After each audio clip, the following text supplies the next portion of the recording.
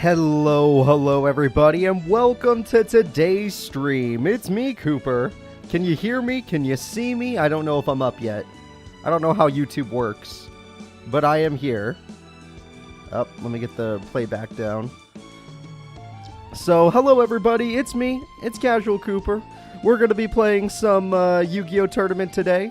It's going to be the Waifu tournament, as one of my YouTube members did ask for this, and that YouTube member, I believe, was Roncore. Let me see. Yes, and last stream, YouTube member Roncore said, "Hello, will you please do a Waifu tournament?" And I said, "Okay, I'll do it, just for you." So, welcome everybody. Happy to see you all here. I hope you're excited for today's tournaments. For this tournament, even though it's called the Waifu tournament, think of it more like a female tournament, like all of the strongest females. Let's see who wins. All the best female duelists there are. And I'm very excited to get started with it. Right now, we're just going to do introductions. I'm going to send out some of my links to social media to let people know that we're streaming. And then we'll get started at 12 o'clock as we normally do. But while you're here early, I'll be able to show you guys the brackets. And we could talk to you guys about who you want. Favorite waifu? I don't really have one. I like that Thunder Nyan Nyan card, though. If you have a waifu card, I'll go with that one. But character, I don't know. They're all pretty basic. Yu-Gi-Oh! Is not very good at writing female characters. At least not up to Arc 5 and below. It's just, I don't know. Whoever wins this tournament might be a rerun tournament winner or a new champion. That is very true. Now, the women that have won previous tournaments, that would be Blair, Ishizu, My Valentine recently. Oh, man. Oh, welcome, Ghost Wolf. Happy to see that you're somehow sneaking the stream in through work. That's funny. I hope you don't get in trouble. Tell your boss I said hi. Let's see. What else? Who else is a champion? But the question for me to you all is, who's your favorite? Who's your favorite female duelist? I'm actually curious. I'm glad to hear that, Ghost Wolf. Okay, cool. Then I really hope you don't get in trouble. Alright, we have Akiza fans in chat. That's smart. Akiza's one of our best duelists. She's known for getting third place in most tournaments. Ishizu, she's a champion twice. She was the Conquest Tournament champion, which was one of our biggest YouTube streams. Let's see. Akiza fans, Ishizu, Akiza fans. Wow, Akiza is really a really big popular character, isn't she? Wisteria for Tag Force decks, Anna because of OP. Yeah, Anna's pretty OP. She's never won a tournament, but she's OP. Sherry LeBlanc, that makes sense. Ishizu again. Akiza, Ishizu again. Yep, okay. Taya fan. Finally a Taya fan comes out. There you are.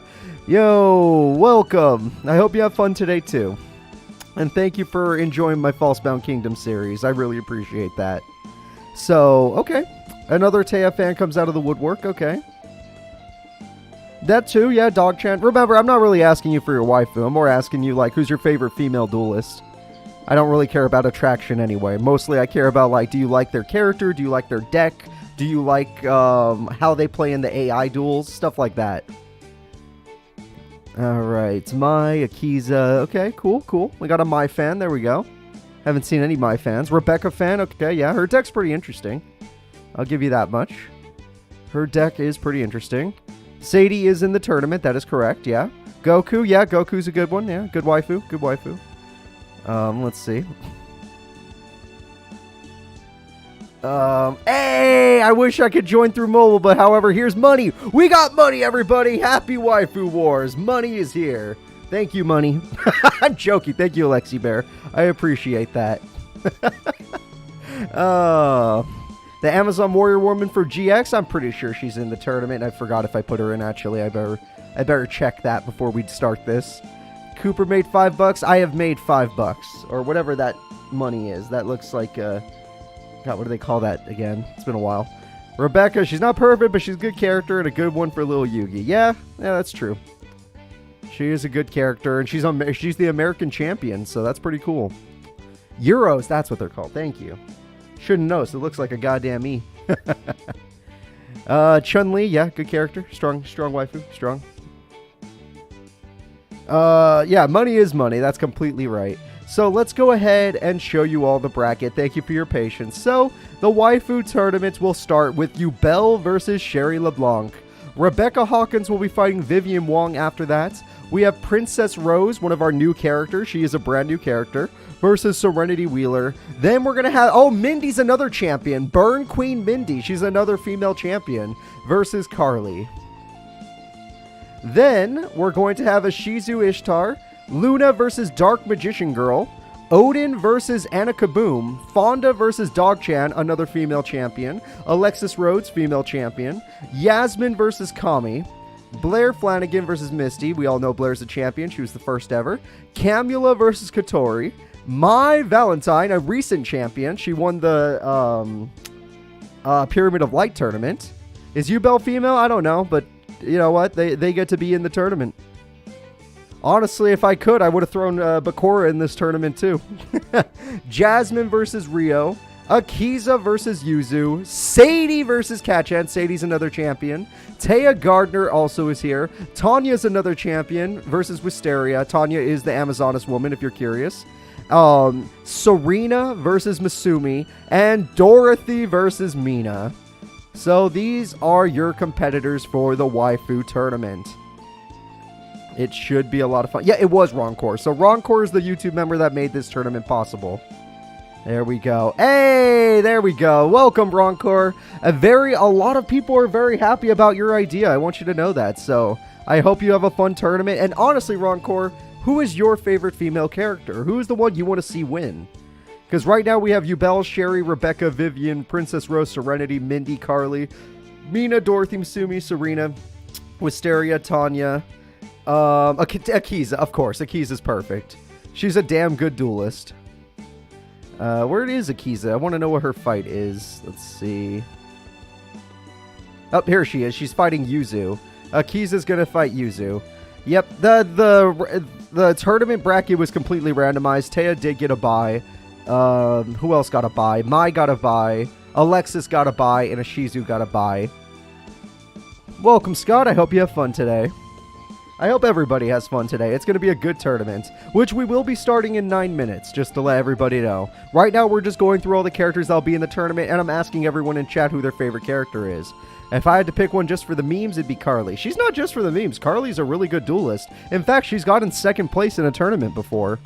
My favorite female Yu-Gi-Oh character is Tanya. That is 100% understandable. Those Amazonas ladies and buff women all the way. All the way. Dog-chan, yep, one of the best duelists here. She's actually a world champion.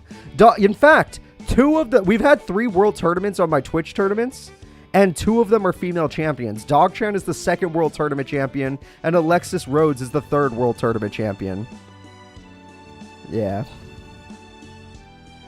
So it should be a lot of fun. You want Rio or Akiza? Yeah, Rio's good too. Honestly, her birds, she's been to a world tournament thanks to those birds, but she's never won a tournament. Let's see. Odin? Yeah, Odin's pretty strong. Maybe Princess Rose? Yeah, a frog deck is pretty good. A frog deck is pretty good. Lot of Akiza. I honestly think Akiza has the most fans. After watching everyone's comments, I think Akiza by far has the most fans. Now, is it because she's a redhead? Is it because she's a good duelist? Is it because she has Black Rose Dragon? And that card is a card that many people used and loved during a certain time period? I know at least half of you have used Black Rose Dragon before. Unless you're like really young and I'm getting my time periods wrong. Alright, let's see. Rio was your favorite character as Exel? Well, Rio's pretty damn good. Let's see. Black Rose Dragon deck, Fortune Fairy, or real life cards. Okay, cool, cool. Female champions, Sadie, Blair, Mai, Mindy, Alexis. That's right, Alexis and Mindy are both champs, which means Jasmine needs to step up and become a champ. I'm a fan of Kami, though. Hey, we got a Kami fan. Yeah, she's pretty good. How about a couples tournament? A couples tournament. That's not exactly going to work out since I can't do tag duels. Dorothy has to be in there for the Chumpster. Yeah, she is. She's right there. Dorothy's fighting Mina. She's right here. Don't you worry about it. So who is Blair going to duel in this tournament? Blair Flanagan. She is dueling Misty and then possibly Camula or Kotori. Oh, Kotori's also a female champion. I forgot. She is also a female champion. She won the representative tournament for Zexal. Welcome, Robert Bartley. Very happy to see you. And Robert, your tournament will probably be next week, so be ready. I'm already starting to put down together a bracket for that one. My vote is for Yubel, and I know she is possibly female. She's both. You have fun. They're both. You have fun with it. They've been referenced as female and male in different medias, so, you know, it's up in there. You get to have fun. The Yugo GX Saga, I like Alexis Rose, Ritual deck. Is that girl who uses Gem Knights? Yep, Misumi is in this tournament. That is correct. Misumi's right here. She's fighting Serena, the Mirror Girl. So we have Misumi with her Gem Knights? Is that what they're called? Yeah, I think that's right. Oh, Crystal Beasts? Whatever. No, Crystal Beast, that's Jessie. Whatever. There's so many freaking decks. Like, literally, I've made way too many at this point. I've seen way too many at this point. Yeah, Gem Knights. There we go. What was your tournament idea? We'll see soon. Now, let's see. Yubel versus Sherry. Welcome, Nightburn. I hope you have fun today. Kotori or the Katarine deck? Cat-chan should be here. Where's she at? Yep, Cat-chan's right here. She's fighting Sadie. Yep. You should do a Twitch tourney with all female champions if possible. That sounds like a, don't get me wrong, there is a lot of tournaments, but it's not very big. Because, like, even when I do all champions in general, that's like a 30-something character tournament, maybe 40-something character tournament. And, like, that's pretty big, but it's not as big as stuff we've done in the past. If it was all female, that's like cutting it down by a fourth.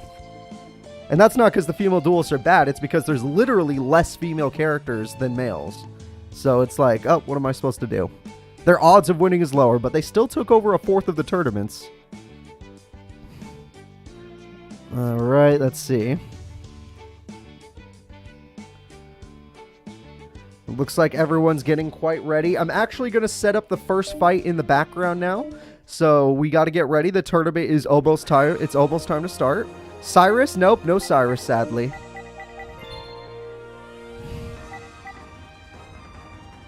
That is correct, Andrew. Vivian Wong versus Rebecca Hawkins does happen to be a plot duel.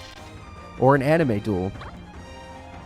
Alright, Yubel and Sherry.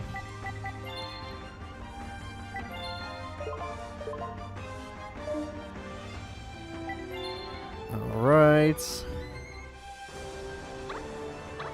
You were completely right, Roncore. There are plenty of female characters in this tournament. And I did leave some characters out, but it was mostly a lot of the page 3 characters. I allowed some page 3 characters in that are more popular from previous series or from my Let's Plays. But outside of that, I did not really let them in.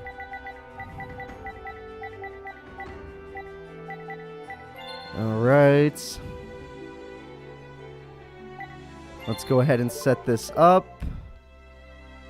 And that is all ready to go. Okay, let's get our first competitors on screen. Everybody, we're not starting the tournament for another few minutes, but I want you to know who's fighting. Our first fight will be Yubel versus Sherry. Yubel and Sherry, they're pretty powerful duelists. They've both gone pretty far. Yubel has been top 4 multiple times in different tournaments. But in Tag Force 7, she is nerfed. Her AI is way worse than in Tag Force 3. Sherry, on the other hand, in Tag Force 6 and in Tag Force 7, plays decently well. It's just her deck isn't that powerful. Is Yubel in the tournament twice? What do you mean? She's right there. No character is in the tournament twice. In fact, the program I use to make the brackets won't even let me do that. If you put in the same name twice, it fails. You have to do something different. Alright, break's over, so I gotta go. Have fun, Ghost Wolf, at work. I'm not surprised with Legacy of the Duelist. They do give characters new cards. Yep. Thought I saw her in 2 duels. You might be crazy. Or somehow it snuck through. Maybe I didn't use a capital letter. Sherry, let's go. Okay, we got fans for Sherry. Before I even start this first duel, I would like to know people that are here early, because the tournament still doesn't start for another 2 minutes or 1 minute. Yeah, 1 minute. Who do you choose? Yubel or Sherry? If it was in the Waifu tournament, who would you want to see move forward? Sherry and her freaking Chevalier deck or Defleur deck, whatever? Or do you want Yubel and her Yubel deck to move forward? Because Yubel is a dual spirit, basically. Probably not the PX42. There's a chance I will, but I really do not care for Legacy of the Duelist as much. Like, I enjoyed the little story mode they had, but I don't care about Zexal. I don't care about Arc 5. I kind of care about 5Ds a little. Alright, it looks like in chat we have a lot more Sherry fans, but Yubels are here. There are just a lot more Sherry fans. Alright, so you would prefer a blonde lady over a dual spirit. Okay, makes sense, makes sense. I feel like that's okay. And it's time to start the tournament, everybody. Let's get it going. Round 1, fight 1. It's time for Yubel versus Sherry in our Waifu Wars tournament.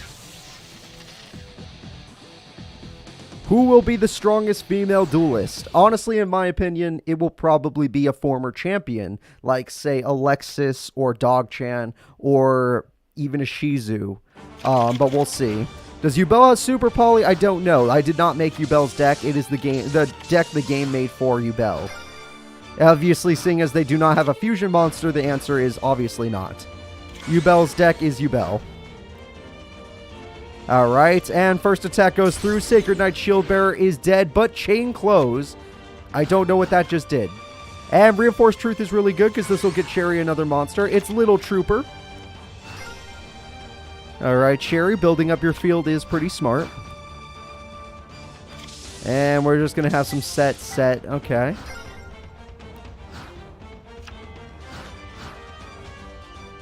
Let's see. We have another monster. It's the Lone Fire Blossom, which does Yubel even use plants? Remember, I did not make these decks, so I'm very confused what's going on here. The only decks I did make are the ones that of the characters that don't exist in this game. And Sacred Knight Spearholder is dead. So, Lone Fire Blossom is in the deck, yet it's not being used for its effect. I find that extremely strange. Hello, Little Trooper number 2. Why would you give it that shield? That was an awful play by Sherry LeBlanc. I'm sorry to all Sherry LeBlanc fans, but she's playing pretty poorly. Don't blame her, though. Tag Force 7 AI is the worst AI. Alright, we have Samsara Lotus, and we have Evolution card, making it have 2400 attack. That is the strongest Samsara Lotus I've ever seen. And now, let's see. Sacred Knight Spearholder, there we go. Does Yubel count as a waifu? If I say it does, yeah. They are a waifu. This is my tournament. I decide what a waifu is. And honestly, I don't really care about waifu anyway. This is someone else's idea, which I enjoy. But personally, for me, this is just an all-female tournament. Alright, first things first. We got a fusion, everybody. Sherry managed to top deck her fusion card. And with that, we have Centaur Mina. And Centaur Mina can easily destroy the opponent. I would have attacked the monster that had 1000 attack, but instead the opponent played horribly. Yubel continues to play bad. Hey, Regenerating Rose. Yubel, why do you have Akiza cards?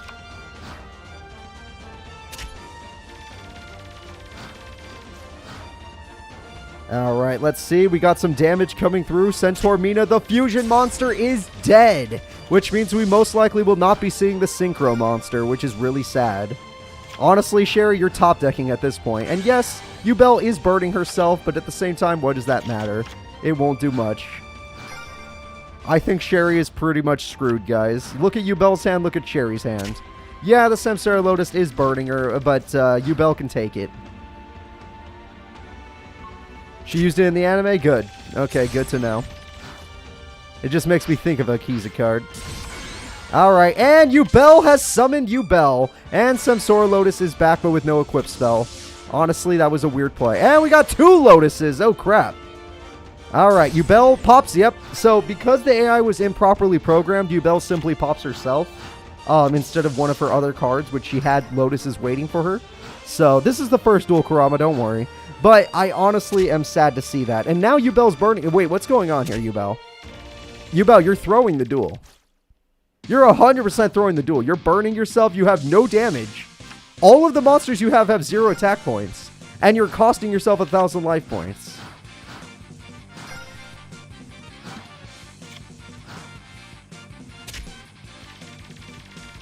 If there's a transgender character, will you put her in the tournament? Of course, 100%. 100%. Armageddon Knight, there we go. And Armageddon Knight's not going to be enough. Yubel literally has destroyed herself. And the Floral Shield will allow Sherry draw a new card. Yubel, what are you doing? You can't lose to Sherry. But just like how Yubel's in this tournament, I would also let Yubel in an all-male tournament as well. If I had an all-male tournament, Yubel would be in there as well. Alright, let's see here. And Yubel partner. Okay, Sherry wins. Yubel threw the duel. Yubel summoned themselves and then didn't use the Samsora Lotuses for tribute. So, with a throw from the AI, because AI is terrible, we're going to go ahead and move Sherry LeBlanc forward to take on a champion.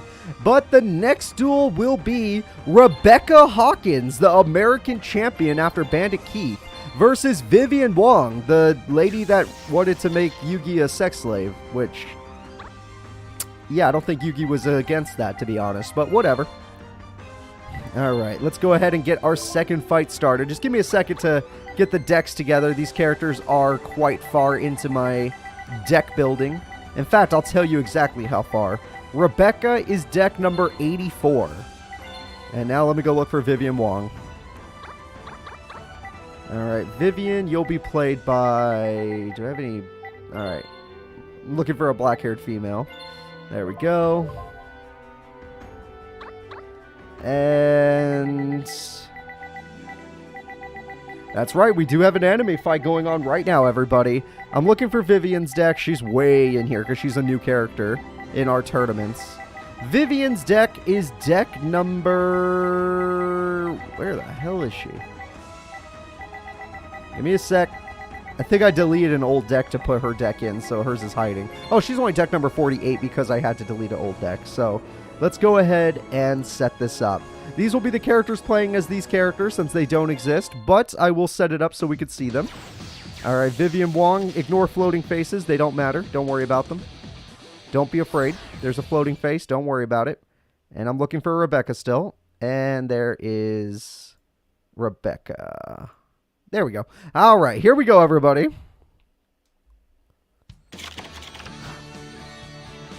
Yep, this is a Season 5 plot duel. Vivian Wong will start the duel by setting a monster. Most of Vivian Wong's best monsters don't exist, so her deck was made up, kind of. Rebecca's deck did not need to be made up, so that's pretty good. And Fire Princess, there we go. Inpachi will stop it, though.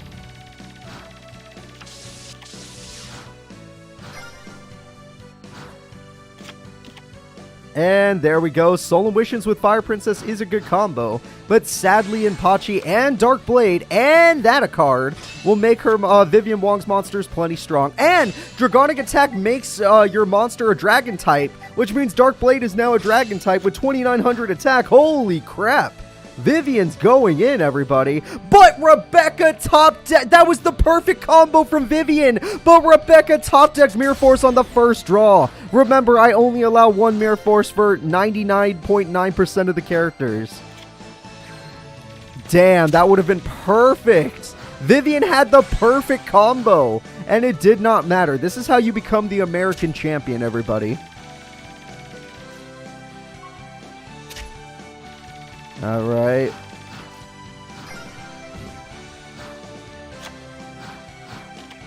And reinforcements of the army will bring out another Dark Blade, which can help out Vivian a lot. Vivian, please do not target Witch. Thank God. Okay, Vivian was smart enough to take out the Fire Princess. But she still has... Rebecca still has a card if she wants to tribute summon. She does run tribute monsters. And there we go. It's the Shadow Ghoul, the boss monster that she used against Yugi, little Yugi. And there's 2,000 damage because of the monsters in the graveyard. And just like that... Oh, she also has Last Will thanks to her tribute summon. And that will bring out her other monster, the Giant Soldier of Stone. What Yu-Gi-Oh game is this? Arc 5? This is Yu-Gi-Oh! Arc 5 Tag Force Special. Otherwise known as Tag Force 7. Alright, we got a Graceful Charity, and now we got a Monster Reborn. Oh no! Rebecca threw away the Blue Eyes White Dragon! And now her grandpa's legendary card is being used against her. Nothing can stand up to Blue Eyes. Rebecca has had her best monster stolen. Vivian Wong is now in complete control of the duel. And with Mirror Force already gone, it's going to be really hard for Rebecca to come back. That was one of the only times I've seen the AI use Monster Reborn properly. And we have another Monster Reborn. A Millennium Shield! Rebecca's best defensive monster! A card that can actually hold back the mighty Blue Eyes.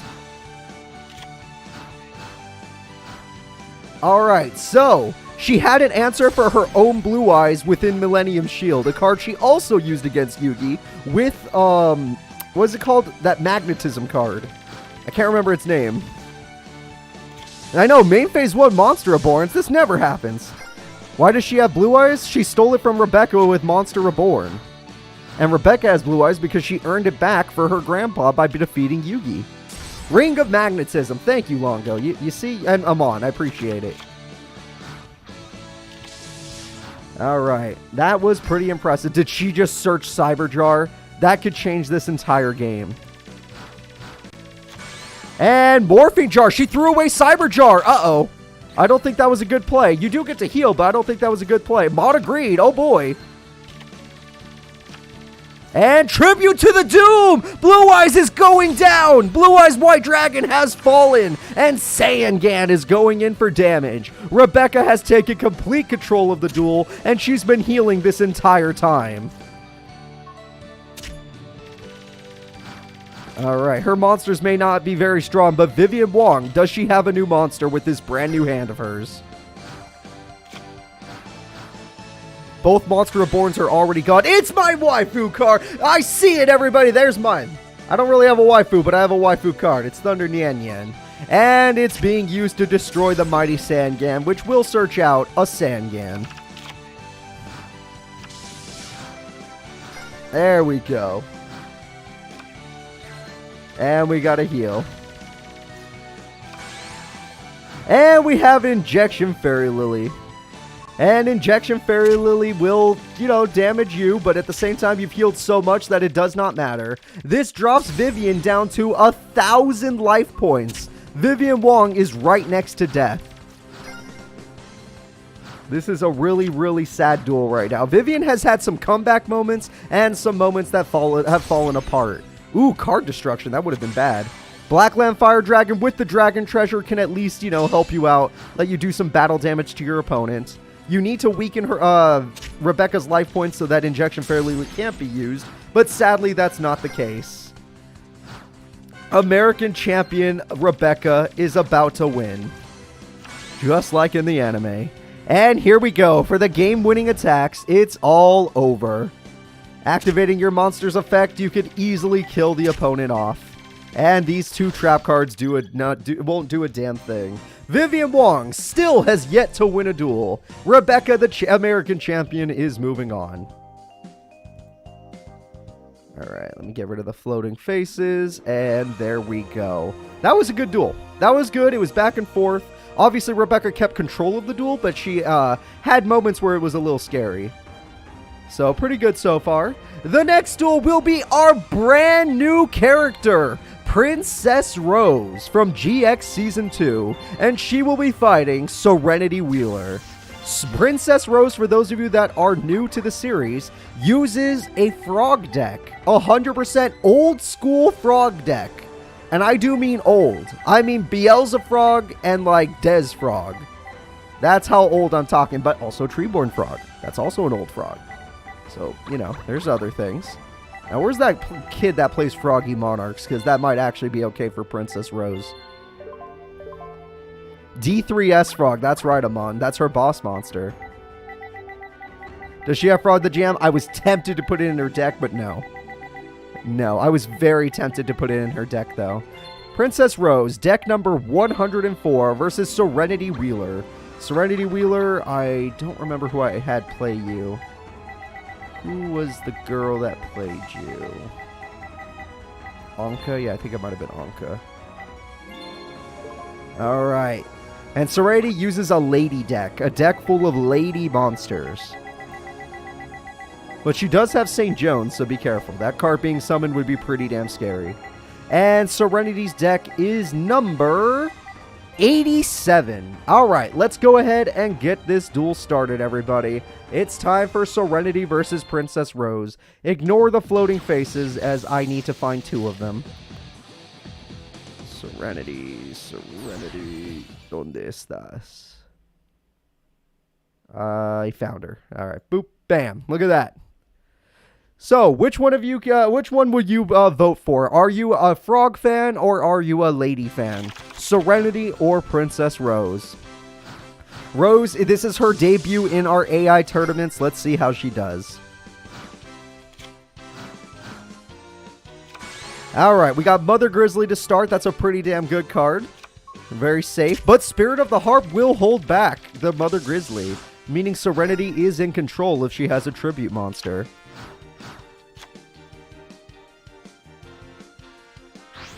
She got her fusion! No! Using one of her ace monster, Goddess with the Third Eye, she pulled off her St. Joan! And that means that the frog deck is in so much trouble. Alright, Mother Grizzly is... dead. It will be able to search out a monster, but it's dead. Yeah, you might as well stall. Does she have... You bet your ass she has Des Croaking. She has Des Croaking. She has D3S Frog, which can overpower St. Joan with its effect. You know, she's got options. It's just that her opponent... Whoa! Special summon! It's her Amphibian Angel Frog Hell! And with this card, she can special summon Treeborn Frog. That's the only monster in her graveyard. Sadly, that card does not exist in some of the games that I play, like Yu-Gi-Oh! Omega, but it does exist in this game. So I was able to use it. Alright, St. Joan is going in to destroy Treeborn, but Froggy Force Field! The Froggy Force Field destroys St. Joan. Granted, they both don't have the damage, but that's very good. Alright, and now we got Amphibian Angel Frog Hell in attack mode. And Lady Assailing of the Flame dies, but it does pull off its effect of burning. Oh no! She lost her DD Warrior Lady! That was a very unlucky one. Alright, it looks like Princess Rose is in control of the duel despite her life points. She just needs to get rid of Spirit of the Harp. And Cannon the Sword Mistress is here. And she's willing to get rid of Treeborn, which you might as well.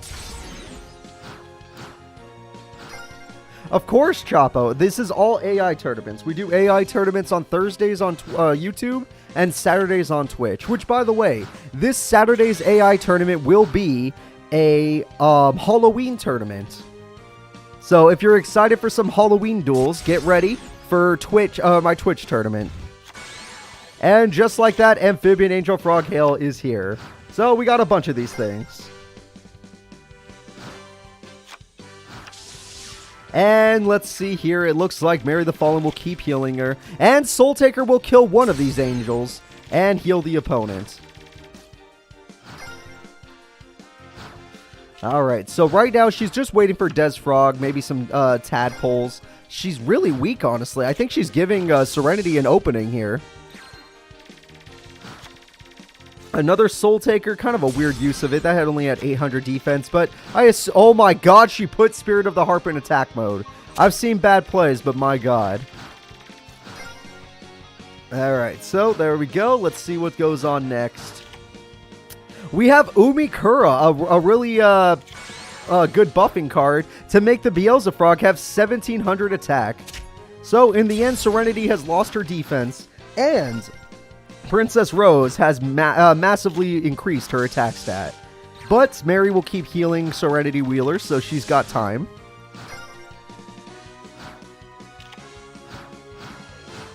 That is correct. It's Serenity's deck versus Princess Rose's deck from GX. Alright, there we go. Princess Rose needs to get more monsters, because Serenity will just keep healing after all of this. And we have Sword. Serenity is buying herself some times. Maybe she can get another fusion out, or maybe she has a tribute monster worth using. And there we go. At least our frog girl has gotten more monsters, so that's something.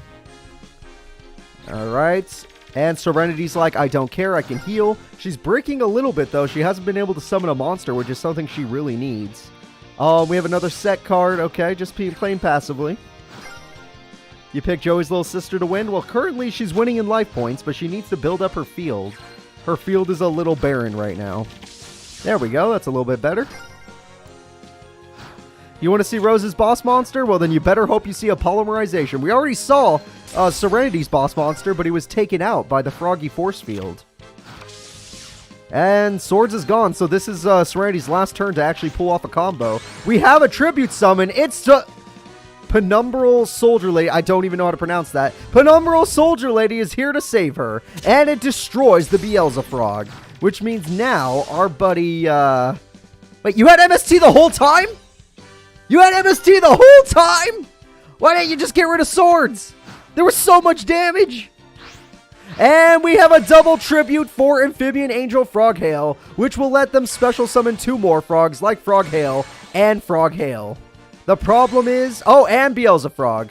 And Treeborn Frog.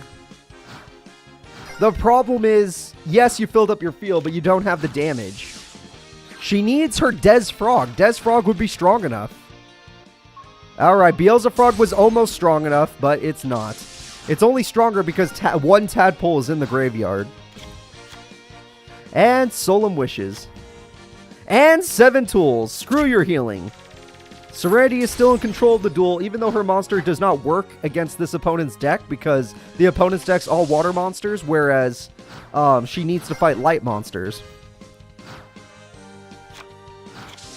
Alright, we keep the healing going. Serenity stays in control of the duel. Pot of Greed kicks in. That's really good. She needs more monsters. And she doesn't get any more. Why are you targeting... No! Froggy Force Field! Why would you target Treeborn Frog anyway? That was a weird play. Serenity. She does have a monster to defend herself, but let's see if our other character has something too.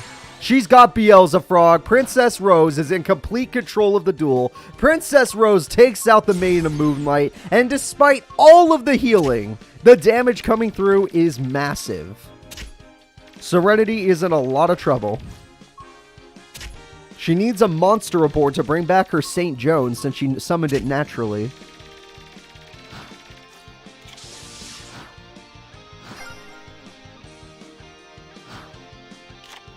Alright, let's see. This card will heal you up a little bit. And Serenity brings out Maiden of Moonlight just to destroy the freaking Treeborn Frog.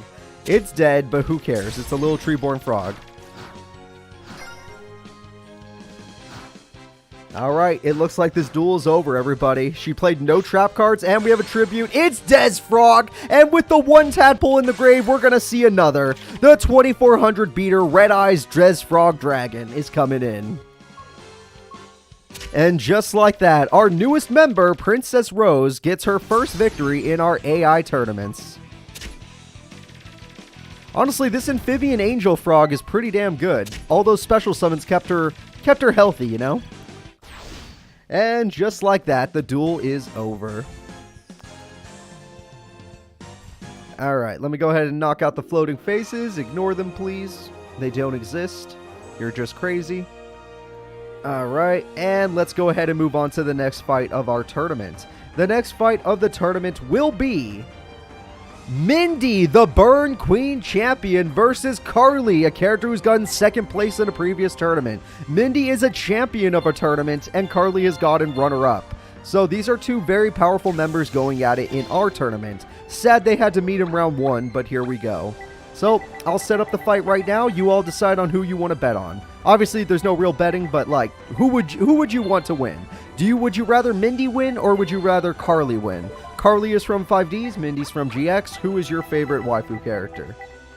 It looks like Mindy's in control right now. We got Mindy fans in chat. I see the Mindy fans. There's a Carly fan. There you are. Starting to get worried for Carly. Alright.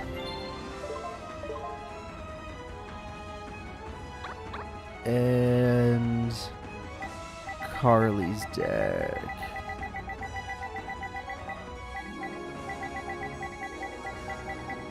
Carly, where are you? Alright, here we go, everybody. It's time for Mindy versus Carly. GX versus 5Ds, let's go. Mindy is one of Alexis's crew and Carly is a reporter. Mindy uses her cutesy Beast Burn deck, and Carly uses her Fortune Fairies.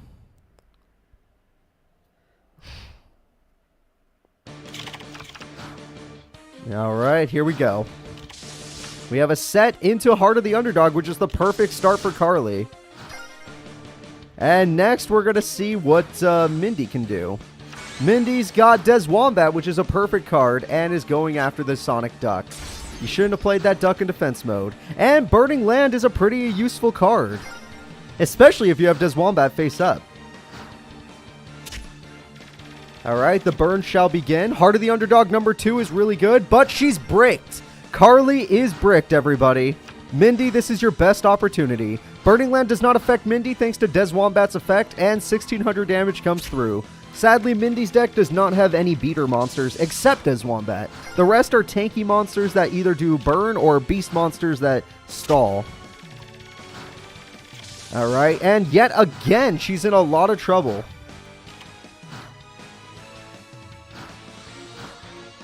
Alright, Carly is not drawing any normal monsters. Dimension Wall comes through, but Des Wombat does not care. Oh, it does care. I guess I thought it would count as burn damage, but I guess it doesn't. It counts as battle damage. Yep, it does. Okay. It still counts as battle damage. I think Magic Cylinder's burn damage. So Des Wombat could stop that. Again, no monsters drawn. Carly is bricking everybody. Despite having 2 Heart of the Underdog, she's not drawing a single monster. And sadly, Mindy is... Oh, Dark Room of Nightmare. That's really good. But Mindy's also kind of breaking because she's not summoning any monsters to attack. Even if they had like 1,000 attack, it'd be worth. Oh no, the Dark Snake Syndrome! That card won Mindy a tournament. Alright, here we go. This is Carly's last chance. The bird's about to come through. It's going to be 800 now. And she has 1 for 1. And with this, she gets Fortune Fairy Hikari. And she has swords, which does not work. Oh no! She flipped the monster that does burn! Granted, her hand was not heavy, but her life points are falling fast. Carly has 1 more turn before the burn kills her. She needs herself a heavy storm. Dark Snake Syndrome comes through, but only Carly will take the burn.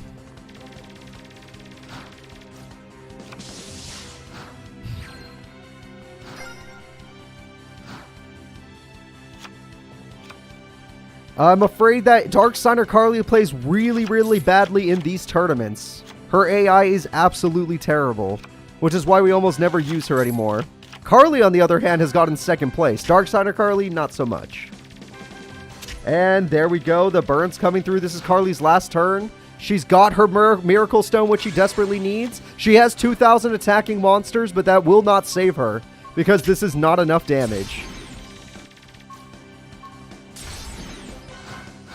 And just like that, the Dark Snake Syndrome is going to kill. So if Carly had started with these cards, she actually could have won. But instead, it fell apart. So there we go. And with the Dark Snake Syndrome, the Dark Room of Nightmare, and the Dark Snake Syndrome, that is the death of Carly. Champion Mindy will be moving forward. Alrighty there. Let's go ahead and move on.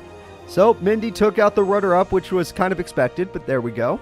The next fight will be Ishizu Ishtar versus Sherry LeBlanc. Let me go ahead and set it up. We've seen Sherry duel before, and honestly, she kind of got screwed over and then still won due to Yubel burning herself to death. But will Sherry be able to take out Ishizu, the Conquest Tournament champion, also a representative tournament champion? Ishizu's won 2 tournaments. One was a representative tournament, and one was the Conquest Tournament on YouTube. That one was awesome. It was like Battle City 2.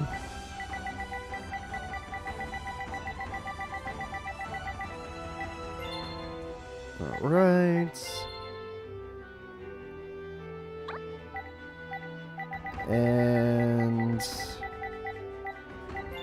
there's Sherry.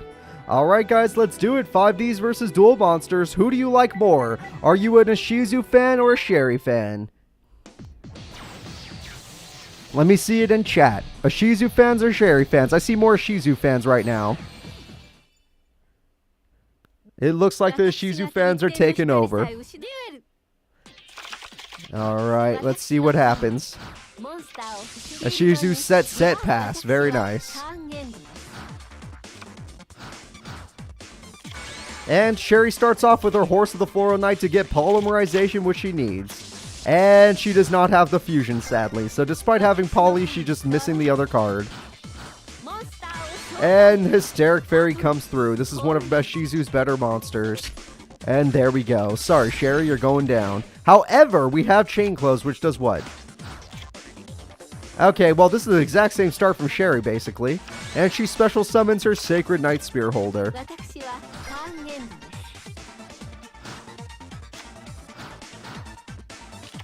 Hey, we have a fusion, everybody. Sherry has managed to top deck what she needed. And with this, she is going to be able to fuse her monster, the Centaur Mina.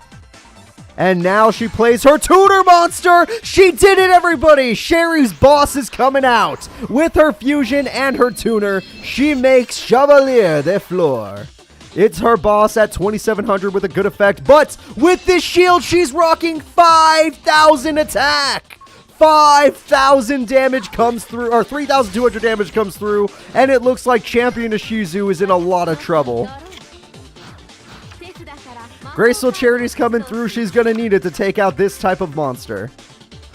She's got nothing. Ishizu's in so much trouble. Sherry's popping off. And Sherry's 5,000 damage comes through, and Mudora is dead. Champion Ishizu is in so much trouble. She needs to play monster. She cannot have nothing. She has Soul Okay, that's an interesting card, but it's going to cost her a lot of life points. Ishizu summons everything she's got, but at the cost of 4,000 life points.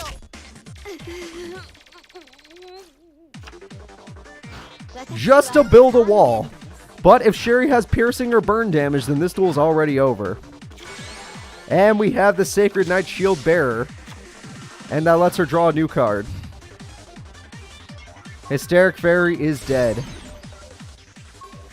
Mudora is dead. Ishizu is dead. This is Yu-Gi-Oh! Arc 5 Tag Force Special, otherwise known as Tag Force 7 among the fans. And Pot of Greed comes through. Okay, Ishizu's gonna fight back. Let's see what she gets. She gets the equipped spell Cestus of Dialga, but that won't matter because her opponent is too strong. She gets another equipped spell, which now matters because now she can heal herself by quite a lot. And she's gonna go for the heal, everybody. Ishizu knows she can come back if she just heals, but For Our Dreams gets kicked in. She tributes her monster, and now she can't attack, which means Ishizu is dead, everybody. Ishizu got baited, and Chevalier de Fleur will end this duel. If she could have got the healing off, she would have been able to last another turn. But, ooh, that scream. We're going to hear that. Okay. Ishizu gets knocked out in her first fight. Sherry wants to be a new champion. Champion Ishizu is out of here. There we go. The next duel will be Luna of 5Ds versus Dark Magician Girl, the Dual Spirit. All right, everybody, pick your favorite. Do you pick Luna and her? What does she use? I guess it's like a. I don't understand Luna's deck, to be honest. If I have to be honest with everybody here, I don't know what she really is. Dark Magician Girl's easy. She's got like spellcaster cards.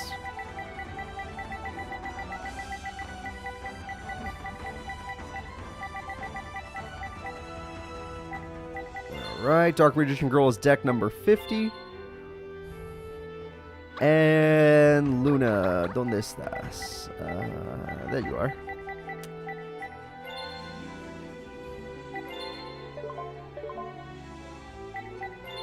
And I am ready to start this duel, everybody. So, Dark Magician Girl will be played by Taya, but don't worry, I have a face for Dark Magician Girl. And Luna is played by Luna, obviously.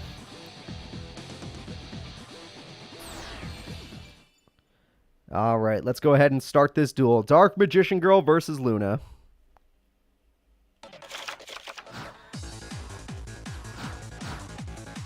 Luna starts the duel with a basic set pass. Very strong start.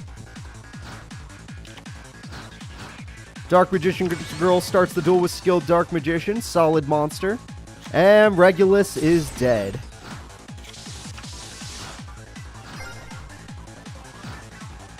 Alright, let's see what else we got. Luna's got herself a Karibon, which is a fun little card, but, you know, you're just going to heal your opponents, so I don't agree with it. And we have a Witch of the Black Forest. That's fun. Witch of the Black Forest will heal Dark Magician Girl by 1100. And 1900 damage will be dealt to Luna. She's in a little bit of trouble right now.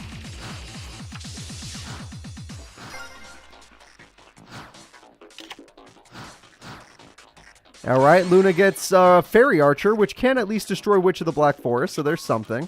But Magic Cylinder kicks in, and that means that Fairy Archer is, yeah, gonna suffer for that one.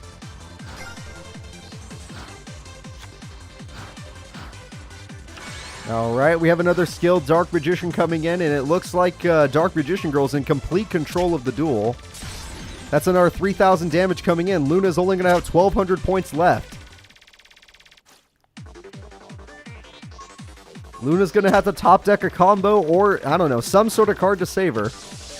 I can't really think of much, seeing as freaking Dark Magician Girl has 3 back row.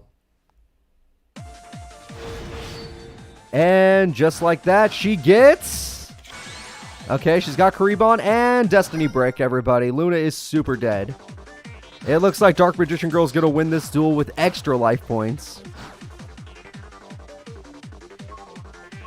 10,200 to be exact. And just like that, Dark Magician Girl, our dual spirit character, will be moving on in the tournament. Alright. Sorry, Luna, you're just not... You're not ready for this. You can take out Zone, but you can't really take out Dark Magician Girl. Alright, let's go ahead and move her forward. When this loads. When this loads. Load.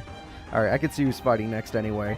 The next fight will be Odin versus Anna Kaboom. Odin is the final boss of Yu-Gi-Oh! 5D's Dual Transer, and Anna Kaboom is a character from Zexal using a train deck. So, place your bets. Do you like Odin or do you like Anna Kaboom? Alright, who's a red hair character? Red hair character. There we go. She'll be fine. Alright.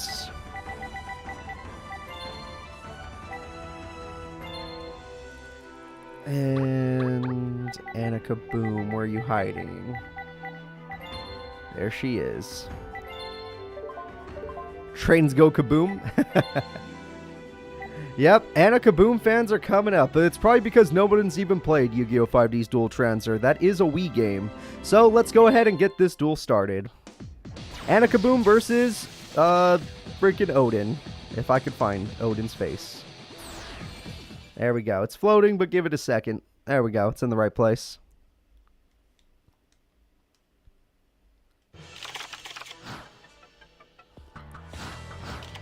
Alright, we're going to start the duel with Revolving Switchyard, which is pretty damn busted. And we got Rocket Arrow Express, which is kind of meh. And it looks like Anna starts with a brick, but that's completely fine. Odin's going to start with Polymerization to fuse, she's going to make herself a Lord of D, or King of Dragoon, sorry. King Dragoon, yeah. And she's got Dragon's Mirror to make another one. This is a very strong start.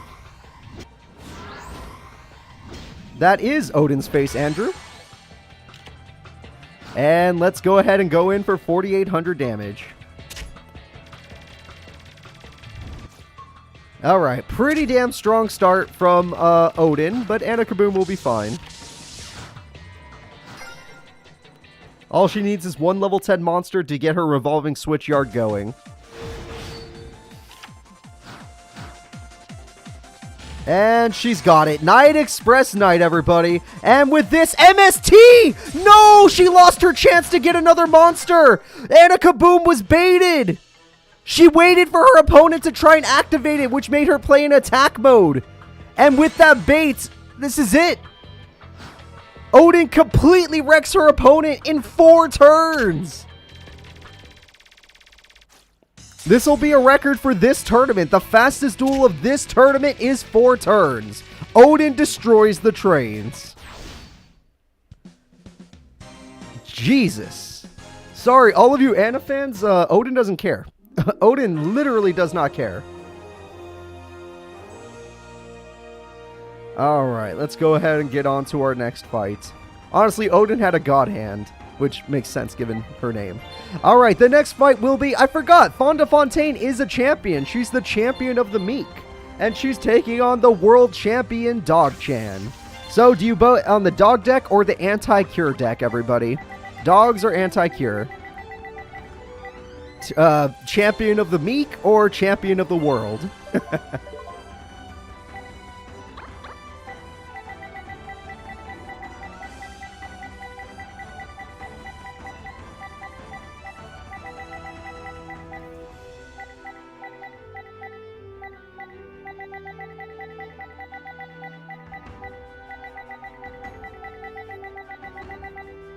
Champion of the dogs?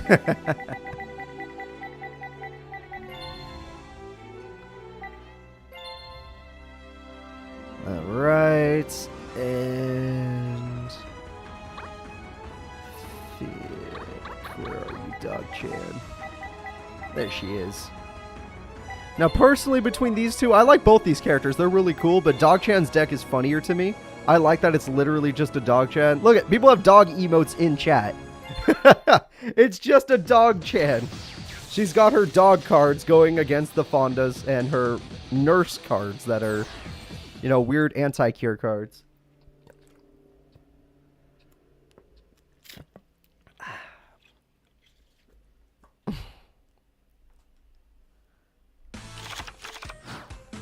Alright, let's go ahead and start this duel. Dog-chan starts by summoning Chain Dog and uses Do Bulldog to summon Tri-Bulldog.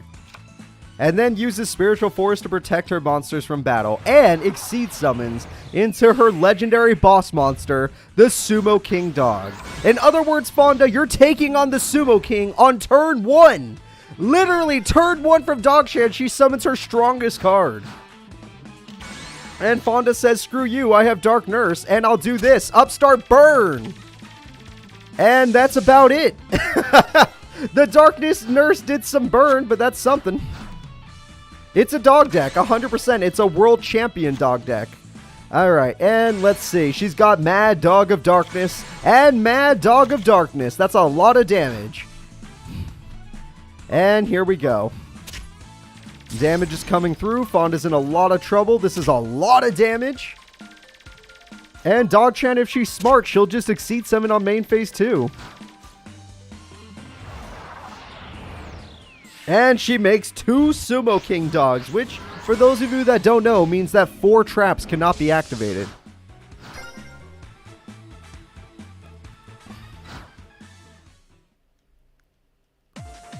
Yeah, this duel looks like it's already over. Even if she had another Dark Nurse, I don't know how she comes back. Alright, Dog-chan, go ahead. She's got Skull Dog Marin, and she's got this card to buff her Sumo King to 4100 attack. She can win the... Oh, Howl of the Well will also do burn damage. And Mystic Tomato will try to stall for Fonda. And it lets her special summon Mystic Tomato. Howl of the Wild kicks in for 900 burn. And this is the game-winning attack. Here comes Sumo King. And Magic Cylinder will try to activate, but Sumo King says no. And there we go, everybody. The winner is World Champion Dog-chan. And there we go, everyone. Let's go ahead and move on in the tournament.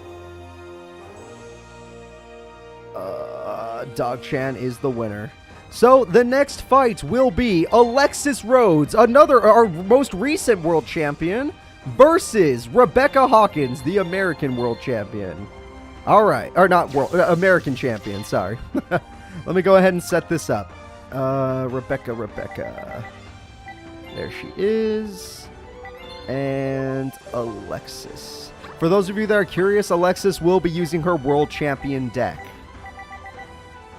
That is the deck she'll be using today, which is her Cyber Blader deck, which makes no sense when I say it out loud, but yes. Yes, that is correct. All right. And I'm almost ready, guys. Just got to get the right decks on.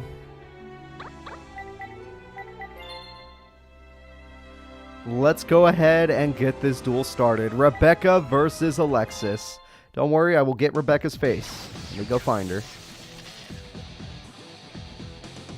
Rebecca is hiding. Where the hell is she? Oh, found her. Wabam. All right.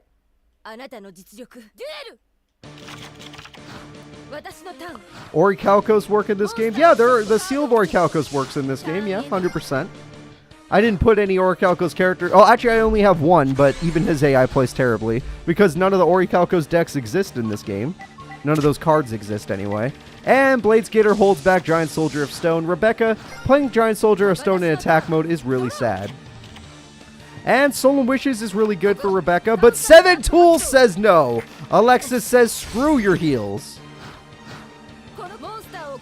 And we're going in with Marauding Captain, the card that helped Alexis get to the finals. And Cyber Gymnast, which can pop a monster when necessary. And just like that, Rebecca's life points are falling quick.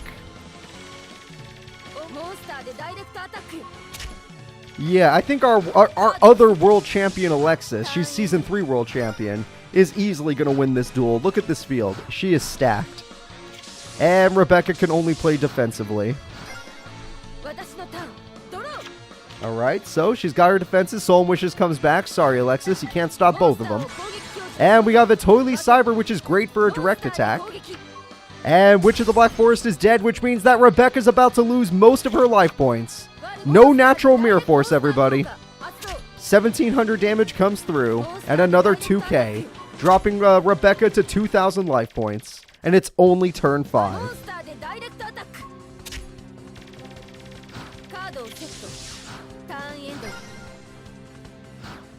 Alright, this is it. Rebecca's final draw. She's got to make it count. She heals a little bit, not like it'll matter against this, and she just sets. Okay, whatever that draw was, it might have been nothing. And this is for game. The attack goes through, the Sangan dies, and Rebecca will die with her. That is it, everybody.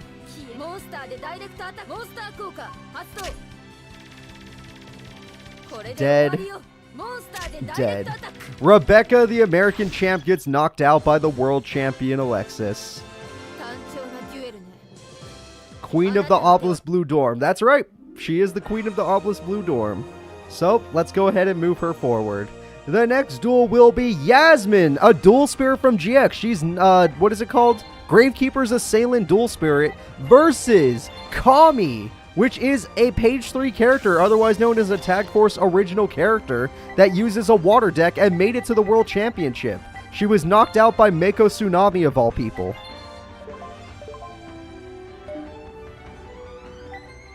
Alright, so let's see.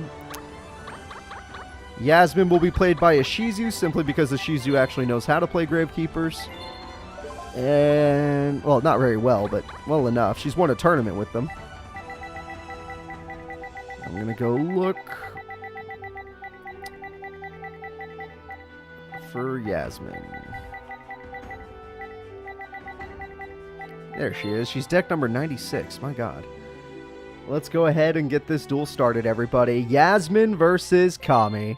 Ignore the Ishizu face. It won't be there for long. If I can find Yasmin's face. I've made so many characters at this point that it's really hard to find them now. Oh, there she is. I found her. Boop. Yep, it's not booping. There we go. Boop. There she is. And here we go, everybody. Time to get started. We have Necrovalley on the first turn and Royal Tribute! She lost everything! Why didn't she set a monster before Royal Tributing? Okay, wait. That's a hell of a start from Yasmin. They are both without monsters. No one gets to play Yu-Gi-Oh! Oh god, she got her boss! Gravekeeper's Chief is her strongest card. MST gets rid of the Necro Valley, which is really good for Kami. She needs to get rid of Necro Valley. And just like that, Gravekeeper's Chief is on point.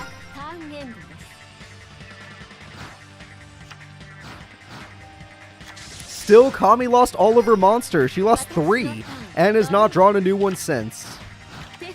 Ishizu, on the other hand, is going to search out another Necro Valley. Yes, Blair has her Lightsworn deck. 2 Judgment Dragons, for those of you that are curious. And Gravekeeper Chief goes in for 2,400 damage. Kami is already next to death, and she needs a monster. That Royal Tribute Necro Valley combo in the beginning was extremely big. Yasmin is in complete control. And that is a Destiny Brick, everybody. If Yasmin draws a monster, the duel is over. Yasmin drew herself! Yasmin summons herself to end the duel! And this is it. Kami, a person who made it to the World Championship just like Yasmin, but she made it to top 16, Yasmin did not, is getting knocked out by Yasmin. And Gravekeepers will be moving forward.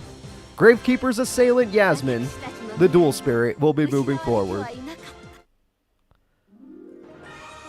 Alright, everybody, let's go ahead and move on in the bracket. That was a really strong start from her. The next duel is Blair Flanagan, our first ever AI tournament champion. The first ever tournament I ever threw was won by Blair Flanagan and her Lightsworn deck. And she's going to be taking on Misty, a champion herself. She's a representative champion. Misty won the representative tournament for Season 3 of 5Ds. So let me go ahead and find these characters. 5Ds versus GX. Champion versus champion.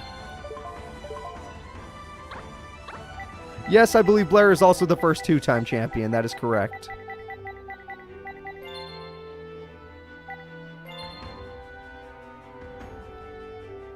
Mindy pretty much wrecked Carly really badly. Carly was, she got her Heart of the Underdogs, but never drew a monster, so she never got to use them. Until the very end, which did not matter. She already burned to death. Alright, Misty.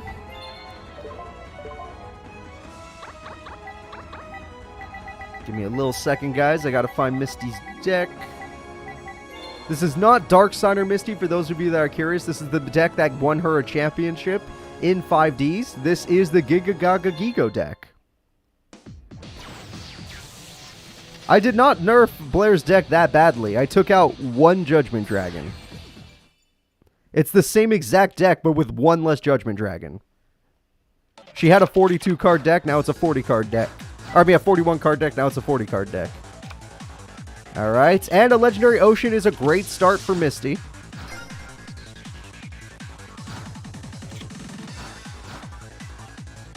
And Blair starts with Lila the Lightsworn. I would definitely be using that. Serpentine Princess will hold back Lila the Lightsworn. And attack pheromones are gone. MST will get rid of the field spell as well. Alright. And we have a Crocodilus. This is just a starter card for her. She uses it to get out Giga Gagos. And there we go. A vicious crocodile with great intelligence. Blair Flanagan is in a little bit of trouble.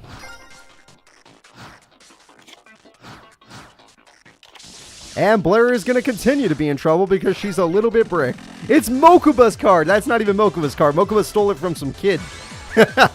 And Granadora. That's one of her better cards. It also can backfire, but it's a good card. And we got Lightsworn Barrier, but there's no Lightsworns to be used it on. Ooh, the dog is here. That's 2,000 damage on Misty. But Blair's the one taking more of it.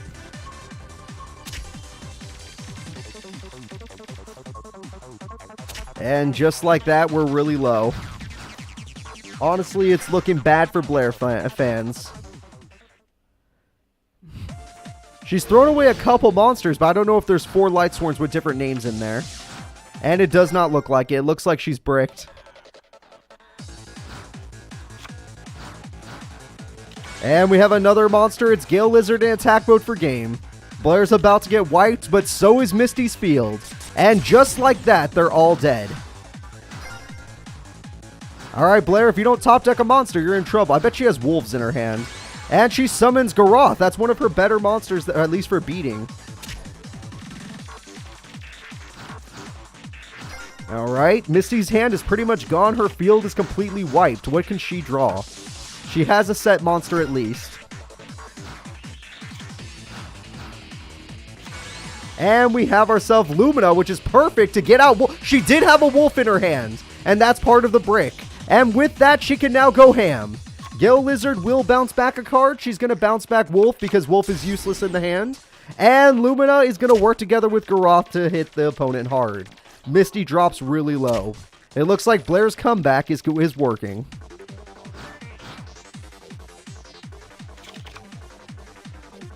Oh, I see Judgment Dragon got thrown away. Okay, one Judgment Dragon is gone. Oh, I couldn't tell if there was another one.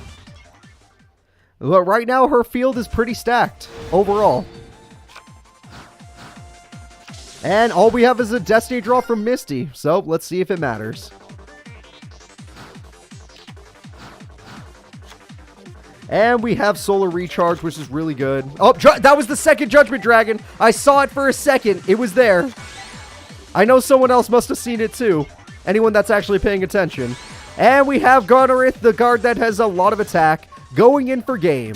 And that is it, everybody. Misty's Destiny Brick did not work. It was offerings to the Snake Deity. Blair Flanagan will be moving forward in the tournament. Alright, Champion Blair takes out Champion Misty. The next fight is runner-up Camula. Camula has gotten second place in a tournament before, and she's using her vampire deck to take on Kotori. Kotori, on the other hand, is a champion of a representative tournament.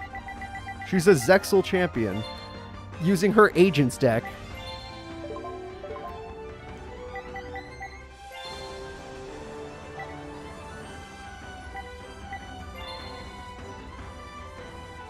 Alright.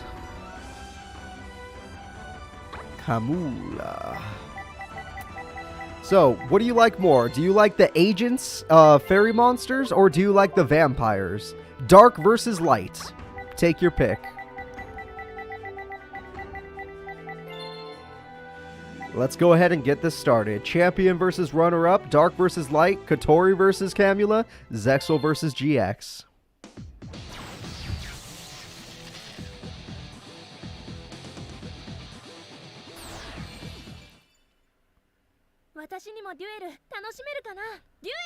Alright, here we go. Camula's going to open up the duel. Let's see what she plans on doing. She's just going to set. Okay. Basic start, but it's understandable. And Kotori's going to go ahead and summon the Agent of Creation. And with this card, the burn comes in, but she gets to summon lots more monsters. Kotori continues to special summon more monsters at the cost of her life points. Very good start from Kotori. And United We Stand. A hilariously good start. That is 4,800 damage coming in. But it's targeting a Pyramid Turtle, which will help out Camula. And Camula chooses her Vampire Dragon.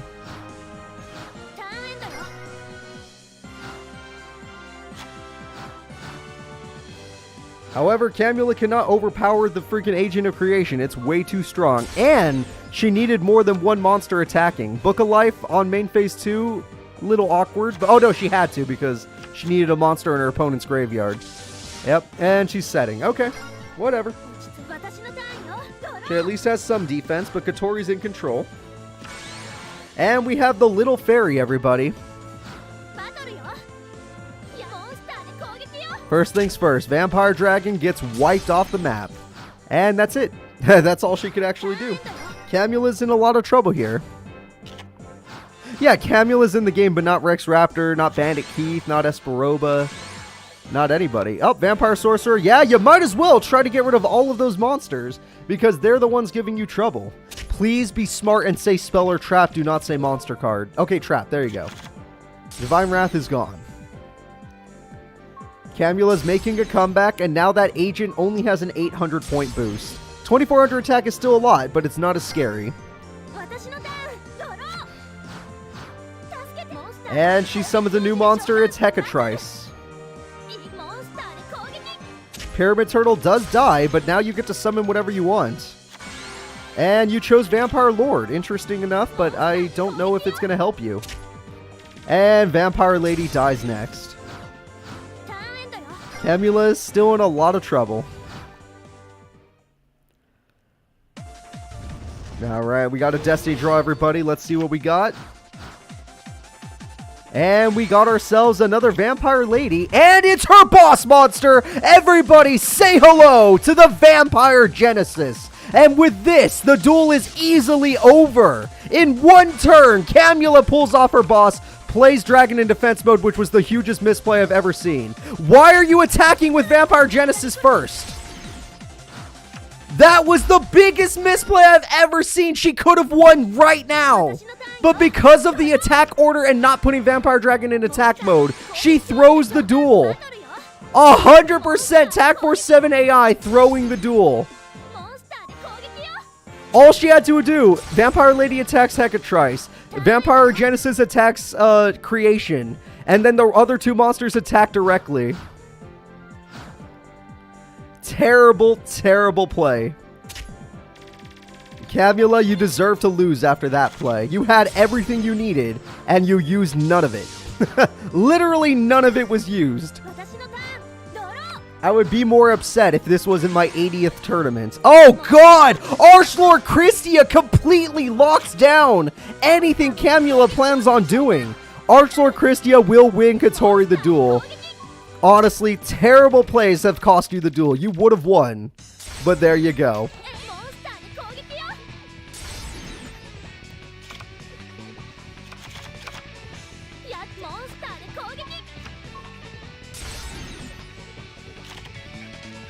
And Mizuki doesn't matter. As long as Archlord Christie is there, none of your cards matter anymore. Camula is about to face death. Soul Exchange. What? That trap card doesn't matter. That is a tribute summon. Okay. Vampire Lord is pretty good. Sadly, it's about to die by battle, so it did not matter. She didn't have... If she had... Nothing... Actually, there's no play she could have made. It was a lose-lose situation. As long as she had that United We Stand, she was dead. Alright, goodbye, Camula. You do not deserve to be here. Your plays were pretty ass. Alright, moving on. Kotori, the champion, will continue. The next duel will be My Valentine, the Pyramid of Light champion, taking on Princess Rose, the newest character that won her first ever duel. So, let's go ahead and try this out. My Valentine, she won the tournament last week, funny enough. It was her first ever championship. But she did win. And she is taking on Princess Rose.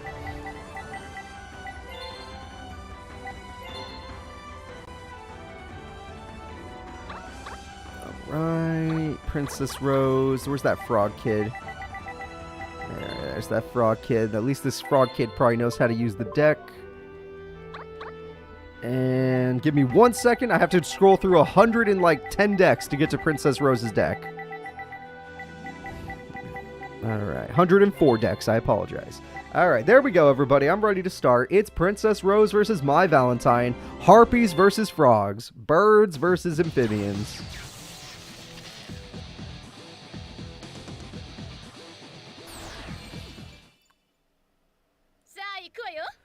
There we go.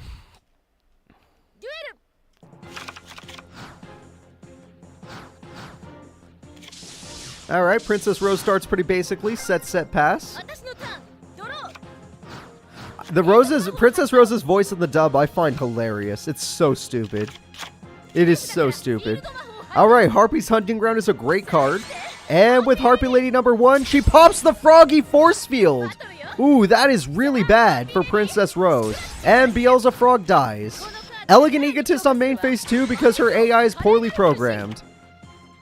She destroyed her own field spell because her AI is poorly programmed. I would have destroyed the hysteric sign any day of the week.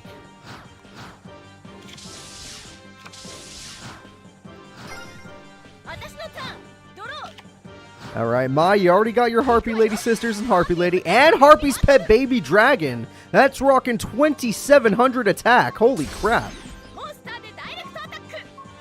Nope, the 5C characters will never come back. And there we go. Scratch Crusher does some good damage. Honestly, my Valentine in Falsebound Kingdom, she's busted. Like, she has one of the most busted decks. I think the only deck more busted than Mai's, or not deck, but character more busted than Mai is Bones. Bones is the strongest character. And there we go. I do not mean 5Ds. 5C's characters are never coming back. That Monster Reborn will not save Princess Rose. It looks like Mai is going to destroy her in 6 turns. Not the record of the day, but definitely a strong showing. And just like that, the duel is over. Harpy Lady Sisters, mixed with Harpy's pet baby dragon, will destroy the opponent. If you don't know what 5Cs is, you might as well type in Yu-Gi-Oh! 5Cs Tournament Casual Cooper into YouTube. Alright, there we go.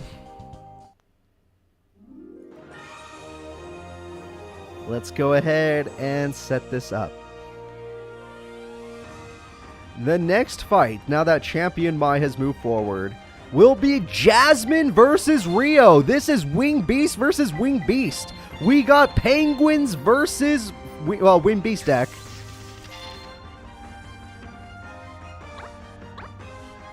Alright, Jasmine.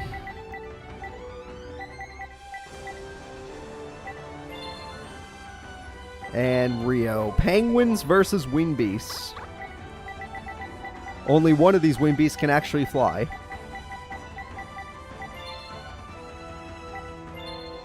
Mrs. Crump? Yeah. Rio is Mrs. Crump? Yes. Jasmine is one of Alexis's friends. Yes, she has Harpy Ladies and Wing Beast monsters.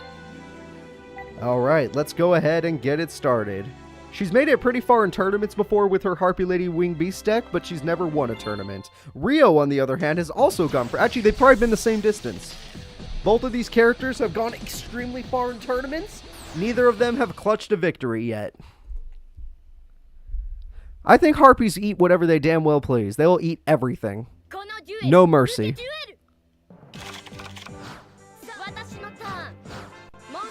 Alright, we're going to start the duel with a set pass. And now Jasmine's going to go in and she's going to summon herself a Wing Sage Falco. That ain't Falco. And Penguin Soldier is going to bounce back that monster. So it looks like Rio has a opponent that's wide open. So there you go. And Oriental Tribute says no. And Icarus Attack says screw Oriental Tribute. I'll pop your other cards. And she loses Icarus Attack. Funny, they both have that. And Burden of the Mighty.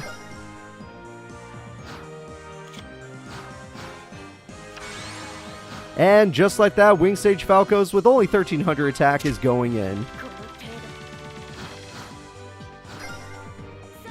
I know, Burden of the Mighty is really, really annoying. And the opponent also gets Sea Lord's Amulet, which I believe protects water monsters from being destroyed. By card effects, at least. And we have a Tribute Summon. That Tribute Summon brings out Ryza, which does not destroy cards, but puts them back to the top of the deck. And Guard Penguin is dead.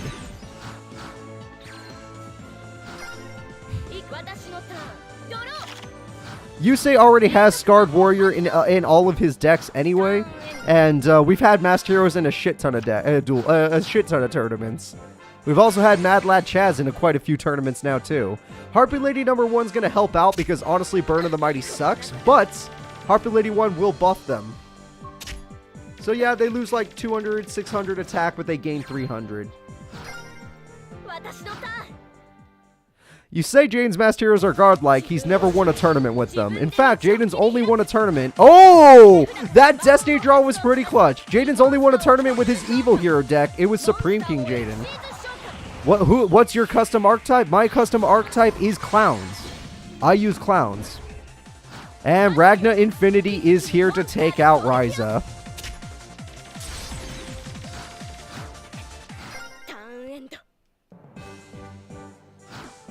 Yeah, Jaden's most successful deck has been evil heroes. Masked heroes are good, but then when he gets blown up in one turn, he loses everything. Yeah, no, Rio's Destiny Draw is busted. At least one of them is, which is the one we saw. And the buffing card Harpy Lady 1 is gone. Jasmine is in a lot of trouble, and she decides to evolve. Everybody say hello to full armored Crystal Zero Lancer. My favorite archetype is clowns. Alright, and we just got set, and nothing else. No traps from Jasmine is a very bad sign. Full armor Crystal Lancer goes in to destroy a monster. Goodbye, Rallis the Starbird.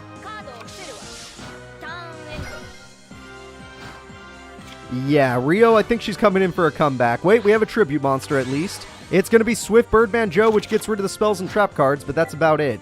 The opponent still has more attack than you. And honestly, that was only for one turn, so why'd you do that?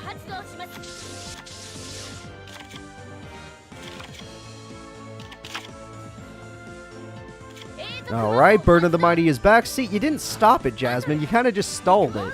If you were going in because you had a stronger monster, I'd understand, but this is not great.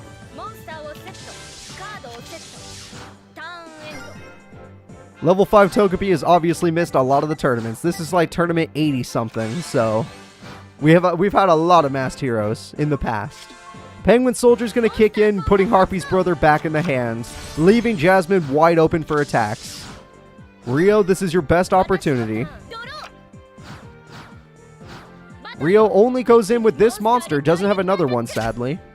3,200 is enough damage, though. Jasmine's knocked down extremely low, and it looks like the Penguins are going to win this duel. It turns out Penguins will not get eaten by Wing Beast monsters. And let's see. Ooh, we have Icarus attack. Okay, with Icarus attack, we can get rid of the monster and the Burn of the Mighty. However, the monster has an effect saying you can't kill it. So Jasmine ended up doing absolutely nothing. And Rio, even though she only has 2,700 attack now, has just enough to win. This is the game-winning attack. Mirror Force kicks in, but she has another Exceed monster. And now that means that she lives. Jasmine survives the attack. Her opponent has 2,200 attack, but she lives. And with this live, she's going to MST a card. Goodbye, Toriental Tribute. And set and end. Okay. We have ourselves a Blizzard Falcon. That's enough to win the duel. Jasmine is dead. Faithbird is gone. And Jasmine is out of here. Rio and her Penguins will be moving on. Will you be doing a special tournament of some kind for 100? Probably not. I don't even know what number we're on now. I just assume we're in the 80s. We don't even need a special tournament. Trust me, every tournament is special. So, let's go ahead and move on. Rio is moving forward. The next fight is everybody's favorite character. Literally, when I started this stream, everybody said this was their favorite character for this tournament. It is Akiza, and she will be taking on Yuzu. Alright, Akiza is taking on Yuzu. Now, when I started this tournament, literally everybody was telling me, Akiza, Akiza, Akiza. Everybody loves Akiza. So, let's see Akiza in action. And let's see if she can pull off a victory for all of you. Alright, and Yuzu is the Arc 5 main character. Main female character. Both of these characters perform decently well. They both have actually gotten third place before. Both have been to a world tournament, but neither have won a championship. So honestly, these two girls are evenly matched, although Akiza does qualify, get third place more often.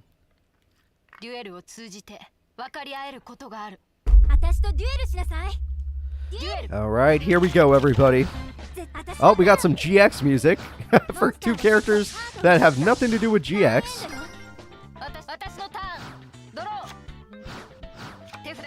What do you mean, why no Black Rose? She has Black Rose.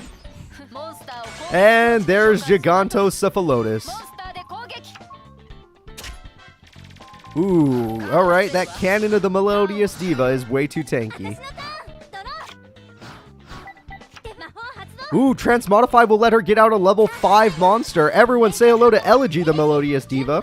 And we have a normal summon of Shining Angel. And we have a special summon of Sonata. This is a super strong start from Yuzu. Akiza is... Oh, she naturally drew Mirror Force! Akiza naturally drew Mirror Force, but her Melodious card protects her. If this card is... you cannot be destroyed by effects. Any Melodious cards cannot be destroyed by effects. They must be destroyed by battle. It looks like Akiza's in a very big bind. And she summons Twilight Rose Knight. And with it, she could special summon Lord Poison. And with that, we're gonna see a Synchro Summon, everybody. She's trying to make a comeback with her manga version of Black Rose Dragon. And with that card, she bounces back that monster and destroys Sonata. Moonflower Dragon of the Black Rose has done it. Akiza made a comeback possible. Yuzu's breaking because all she has is tribute monsters. Akiza can go straight in. Miracle Fertilizer. Will she bring back a good monster? She's got Gigantic Cephalotus instead, which is probably the strongest monster she could have summoned. And Yuzu will drop really fast. Yuzu's in a lot of trouble.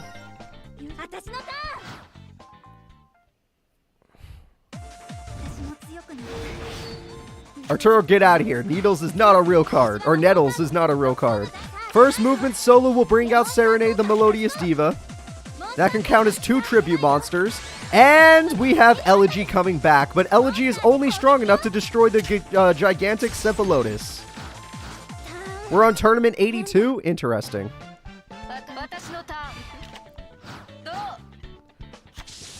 Alright. There we go. We're going to summon Gigantic Cephalotus. And it looks like Yuzu is in a lot of trouble, but still able to win.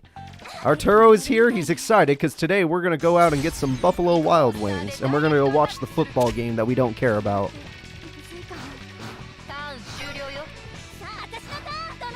It is. I saw it. It's like the One Piece. And Yuzu breaks. Akiza, you may have been in a lot of trouble, but your Twilight Rose Knight combo saved you by letting you summon the manga version of your Black Rose Dragon. She has both. And just like that, everybody, Arturo's my best friend. Arturo is one of my best friends, but he is not the one I've known the longest, which makes him not the number 1, sadly. And just like that, Akiza lives. The most popular character lives. The next duel will be the original Burn Queen, Sadie. And Sadie will be taking on Cat-chan. Sadie won her tournament back in Tag Force 2 before I started to limit the decks on stall. Because I hated stall. The stall decks were extremely boring. So let's go ahead and find Sadie.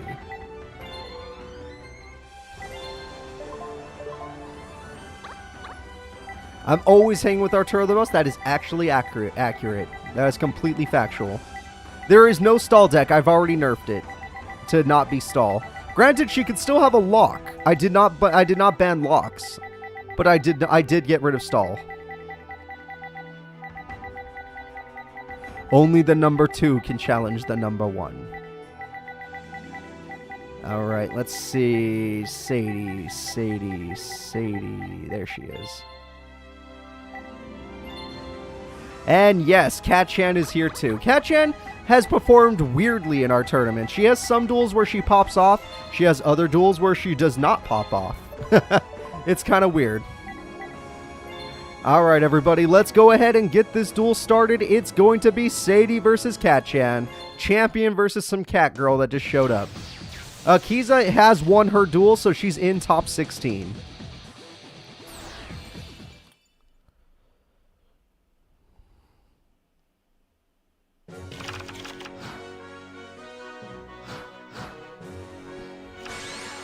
Alright, we're going to start off with Flame Tiger, a card that'll help out Cat-chan's deck quite a bit.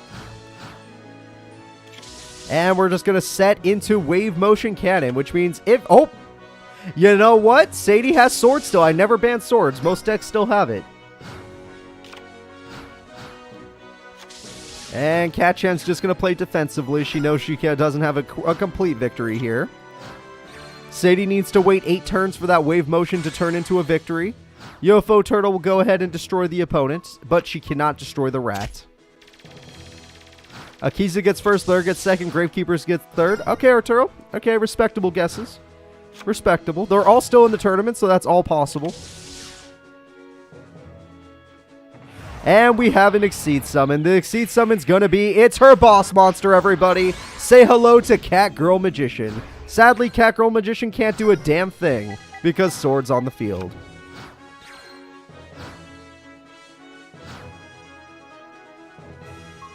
And we have Catgirl. Wow, Catgirl is just a good defensive monster. Okay.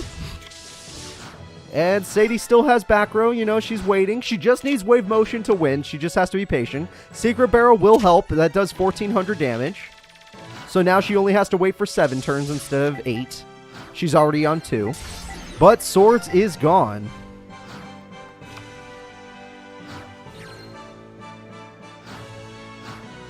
And 1,400 damage comes through to take out the Catgirl. And Horn of the Phantom Beast says no. That means Catgirl now has 2,000 attack, and Sadie drops in life points. But UFO Turtle will just bring out a different monster. Everyone say hello to King Pyron, a monster that's not too good right now, but could be better later.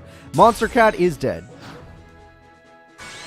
And she normal summons King Pyron to do another 1,000 burn, which means she only needs 6 counters. She's at 3. She only needs 3 more.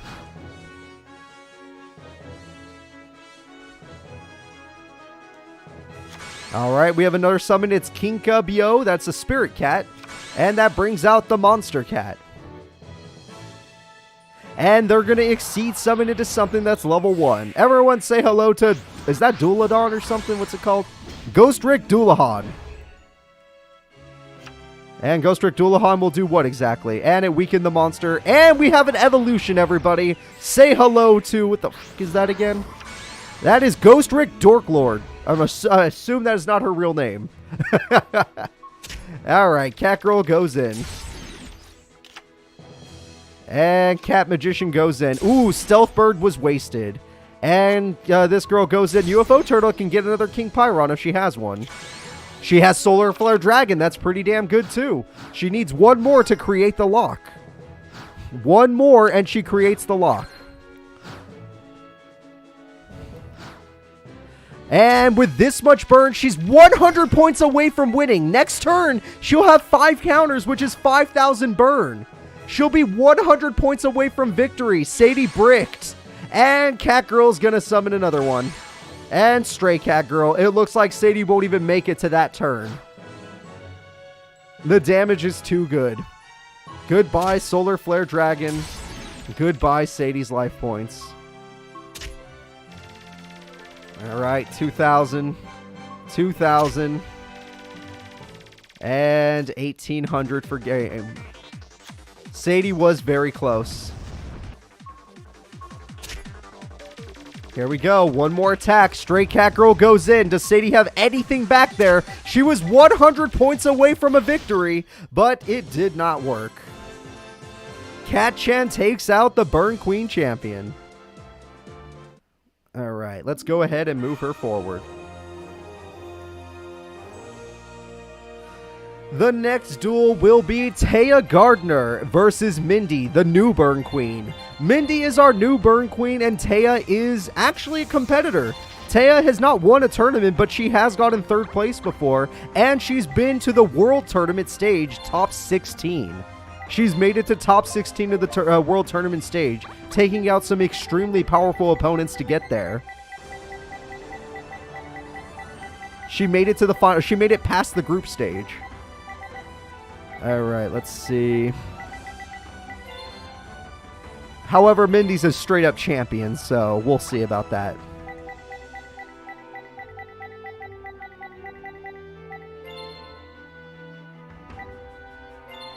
Yes, the PX42, in a very future tournament that's coming in a long time, but you will see it. My clown deck will be used by a different character. Not by me, but by a different character. Even though I don't think the AI can play it, I will still do it. And yes, all my clown decks have Bickery Box. That is correct. That is my actual boss monster of my clown decks. Will there be another Pokemon rival battle? You bet your ass there will. But it's going to be a big series, so I need to wait till 2023. In 2023, I will bring back the Pokemon Rivals Draft. So if you like drafts, get ready. So here we go, everybody. Taya versus Mindy. Champion versus World Tournament competitor.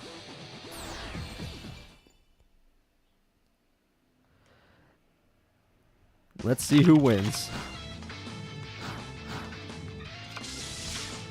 And Burning Land to start the duel is always good for Mindy. She's got to start that burn. Arturo does not exist. That is not a real person. Alright, Skill Dark Magician to start the duel. Pretty decent monster, but Prevent Rat says no. Alright, and we got some back row as well. And we have 500 burn to Mindy. Sadly, that Burning Land does come with a cost. And until she gets her monster, she can't make it happen. Alright, we have a set. And 500 more burn to Taya. 1900 damage comes through. And Magician Circle from Taya lets her special summon herself a Dark Magician Girl. Her boss monster has arrived. But Nimble Mamanga will get Mindy the life point she needs to stall. And that's really, really bad for Taya.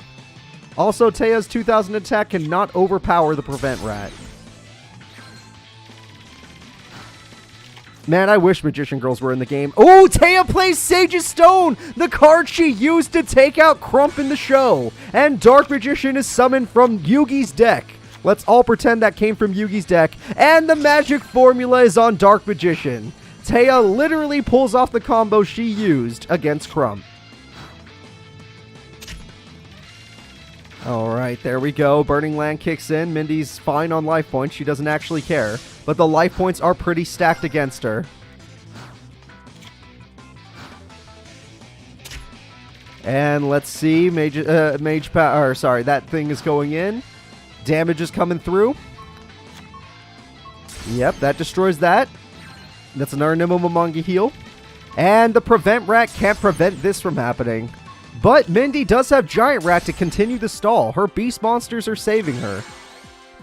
She needs to stall until she gets her better burn cards. Currently, she doesn't have any of them.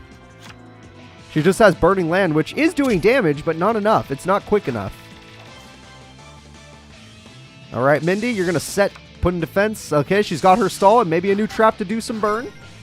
We'll see.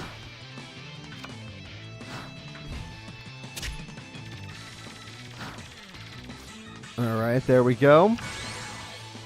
And Magician's Valkyria, a really good Magician card to protect your monsters.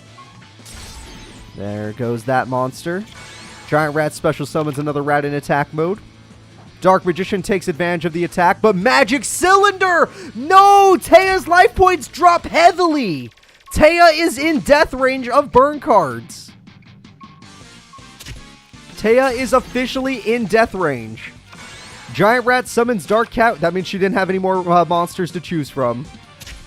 And there we go. Mindy has plenty of life points left, and Taya is within burn rage, everybody. This is looking kind of scary. Burning Land hurts Mindy, but Mindy's still alive. And she sets new cards. Wave Motion, she just needs a few turns. Wave Motion is just a few turns away from a victory. All right, Teo, how do you come back? You have 2,200 life points to your name. And you give yourself an equip spell. It is the Bound Wand. You do love your equip spells, don't you? Alright, here we go. Catnip Kitty is the first to be attacked. It is gone. And goodbye, Rescue Cat. It is gone. And Mindy's life points will survive the turn, which means that Taya, if Mindy gets one burn card with Wave Motion Cannon, this duel is over. Alright, 500 burn to Mindy. Next turn, Mindy loses. This duel will be determined next turn, because if Mindy somehow survives the turn, Wave Motion Cannon will win the duel. Taya has dropped to 1,700 life points. She has to win right now. Mage Power! Okay! Dark Magician has 6,400 attack, but She uses it aggressively on Des Koala. Luckily, she played her hand. If she had not played her hand, she would have been in more trouble. And now the damage comes through. And Ceasefire with the Des Koala burn does enough to end the duel. Taya Gardner loses right before she would have won. Literally right before she would have won. I guess she couldn't get rid of her whole hand. If she gets rid of her whole hand, maybe she survives. But Mindy the Burn Queen will not leave this tournament. She's going to top 16. Taya, a fan favorite, will be getting knocked out in a really close duel. Alright, everybody. It's time for Tanya versus Wisteria. Tanya is the buff Amazoness lady that we all know and love. Wisteria is a page 3 character, otherwise known as a Tag Force exclusive character, that uses Blue Eyes with Demise King. And honestly, I think Wisteria is the most popular page 3 character. Like, of all the page 3 characters, that is the most popular right there. I will go look for Tanya's deck right now, and then we'll get this started. Amon, I would have been mad, but I've seen that happen so many times now that it wouldn't make me too mad anymore. I have to see some new shit happen, okay? There are times when I actually get mad, and you guys seen it probably in the last tournament when Yusei fought Shingo, because that was different. Like, that was a new type of anger. But when it's anger I've seen before, I'm kind of calm now. I'm not too crazy. Alright, guys. Tanya versus Wisteria. Don't worry, I have a face for Tanya. Don't think I wouldn't. Alright, Tanya, where are you at? Tanya. Oh, there she is. Wabam.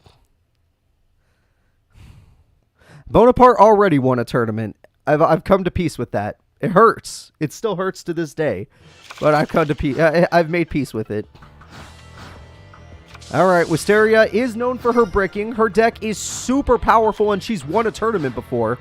But she still breaks. Amazoness Tiger is probably Tanya's best monster, technically.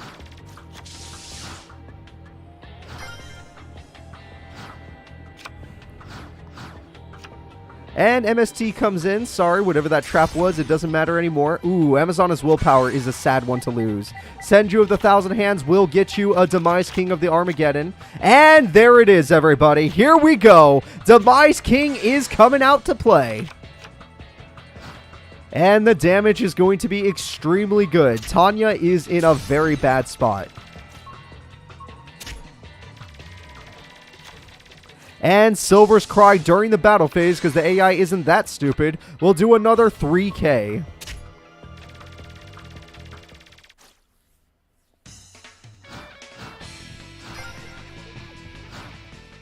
Alright, Tanya, it's only turn 4. I hope to God you could draw something. And Tanya's going to set a monster, set a trap, and probably get Demise Kinged. If Wisteria is smart, she will Demise King for safety. And Wisteria is a goddamn genius. And there we go. Everything is gone. Silver's Cry is back for guaranteed game. Blue Eyes mixed with Demise King. Symbols of Duty is unnecessary. That was actually just a joke play in my opinion, but whatever. And there we go. She just made fun of Tanya. Wisteria wins the duel.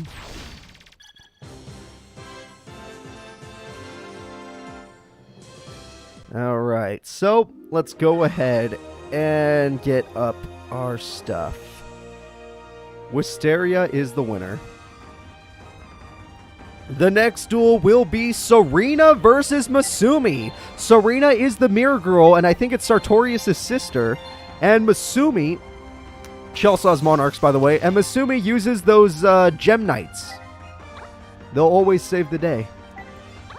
And if you think they can't, they'll always find a way. Alright, so let's get Serena ready. And let's get Misumi ready. Alright, Misumi. Misumi is Arc 5, by the way.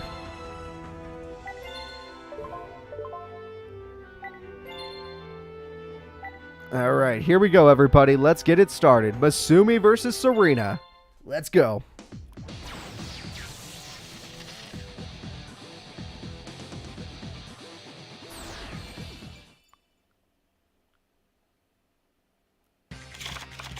Alright, their cards are all set up. And we have an Absorb Fusion, which she doesn't usually actually use the fusion part of. Yeah, it's kind of weird. Alright, Misumi has a basic set pass, nothing wrong with that. And Rock Bombardment to do some burn, that's always nice. Terraforming from Serena gets her field spell for her boss monster, and only her boss monster. And she bricked, okay.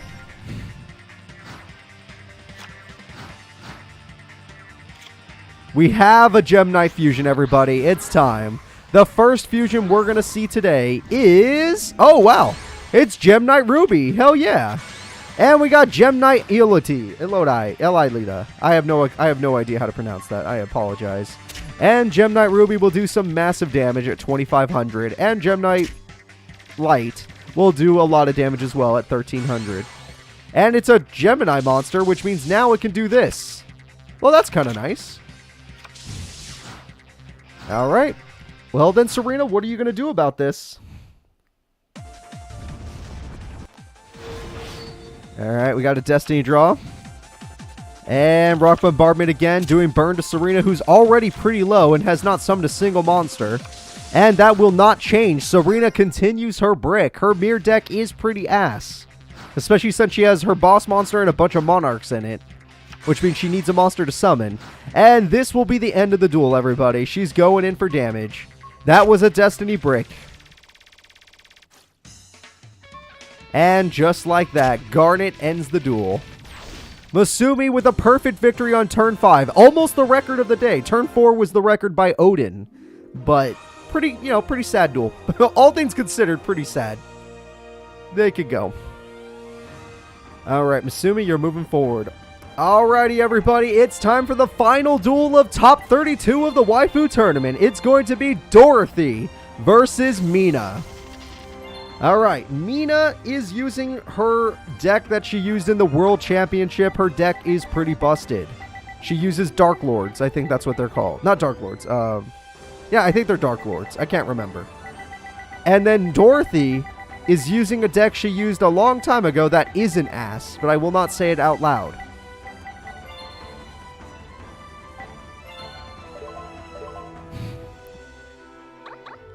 Alright.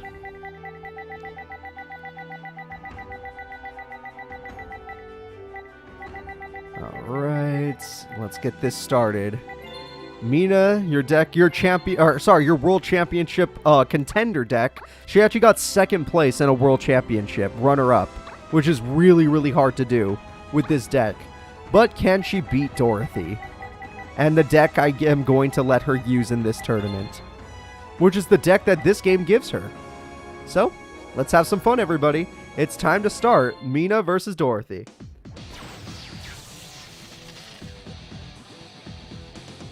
Alright, let's go. Yubel was the first person to lose, and it was immediate. Alright, Dorothy starts with a set pass. Very strong start. And Mina starts with Mausoleum of the Emperor to let her special summon all of her best cards. And she summons Dark Lord Superbia. And with that, Waboku says no. And it looks like Gladiator Beast Hoplomus will survive. And that lets her bounce. And that lets her summon Gladiator Beast Augustus. And Augustus is not strong enough, sadly. But it lets her summon Gladiator Beast Bestiary, which will pop the Mausoleum so no more special summons can happen. Or tribute summons can happen. Alright. Now we have another set. Yep, Augustus is not strong enough. She needs one of her fusions. And Superbia will continue the onslaught.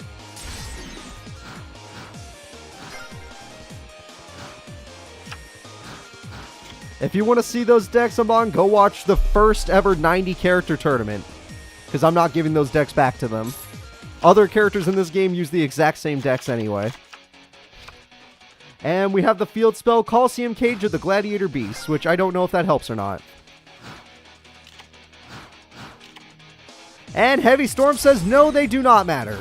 And the Gladiator Beast deck is already bricked. She has to top deck her way back into victory. This is looking really bad for Dorothy. And Mina's championship runner-up deck is pretty good. Pretty freaking good.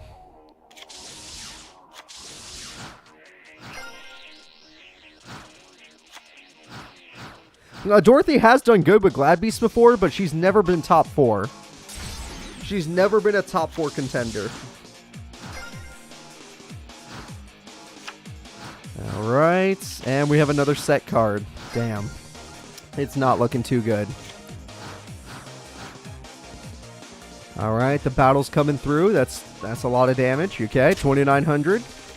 Oh yeah, for those of you that are wondering, I will be doing, I just want to remind you all, I will be hosting a Halloween tournament this Saturday on Twitch.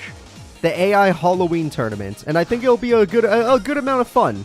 There's going to be a lot of people's favorite characters there.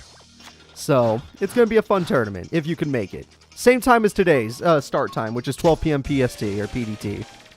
And, I also, at the end of this video, will announce next week's Thursday tournament. So if you're willing to stay until the very end of this tournament, I'll be able to announce what's going to be happening next week on Thursday. So, you know, there you go. I'm only saying this because I know Dorothy's already dead and there's nothing to talk about. She's just dead. I'm watching this. Mina has only had one monster this whole time, and I know she can't lose. And with Monster Reborn, she finally has 2 monsters. Gladiator Beast Laquari is here. And we have a tribute summon. Say hello to Dark Lord Eda Arai. And that Dark Lord destroys Test Tiger. And that Dark Lord Superbia wins the duel. There we go, everybody. The winner is Mina. There we go. I will not say anything more. It's just a Halloween tournament. AI tournament, obviously. Mina and her championship deck move forward. So, our top 16 waifus are Mina, Misumi, Wisteria, Mindy, Cat-chan, Akiza, Rio, Mai, Kotori, Blair, Yasmin, Alexis, Dog-chan, Odin, Dark Magician Girl, and Sherry LeBlanc, everybody. These are your top 16 characters, and this is what it's going to be about. Let's go ahead. It's Sherry versus Dark Magician Girl. Who is your favorite waifu? Which one do you like more? I want to know right now. Saturday is Twitch tournaments, as you all know. Halloween tournament is a Twitch tournament. It'll be on Saturday. Alright, Sherry or Dark Magician Girl. Sherry did have a really good duel against Ishizu. She knocked out a champion. But I don't know if she could take out Dark Magician Girl, even though Dark Magician Girl is not a champion, I don't believe. I believe she's just a runner-up. Plenty of spooky decks will be there on Saturday. Plenty of them. Alright, I remember Dark Magician Girl. She's in the 40s, I believe. I was wrong. I was very wrong. Is she in the 50s? She is number 50. Got it. It's always going to be Yu-Gi-Oh! It's an AI tournament. It's going to be Yu-Gi-Oh! Don't worry. Alright, let's go ahead and get it started, everyone. Let's go.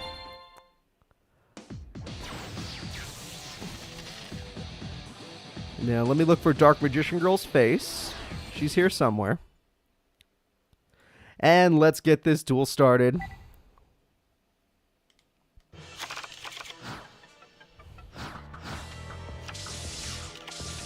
And we just have 2 sets and it ends.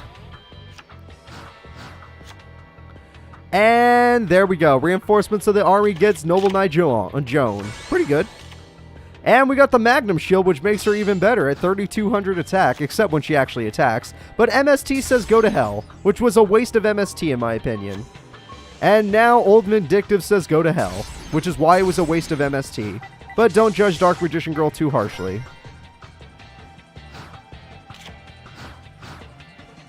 Alright, we have Gemini Elf with the Secret Village of the Spellcasters. As long as Dark Magician Girl controls a Spellcaster type monster, Sherry can no longer play spell cards. Spell cards cannot activate anymore, which means she can no longer pull off her fusion monster.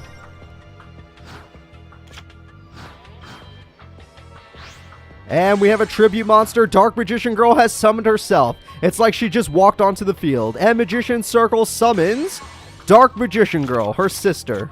Twin sister.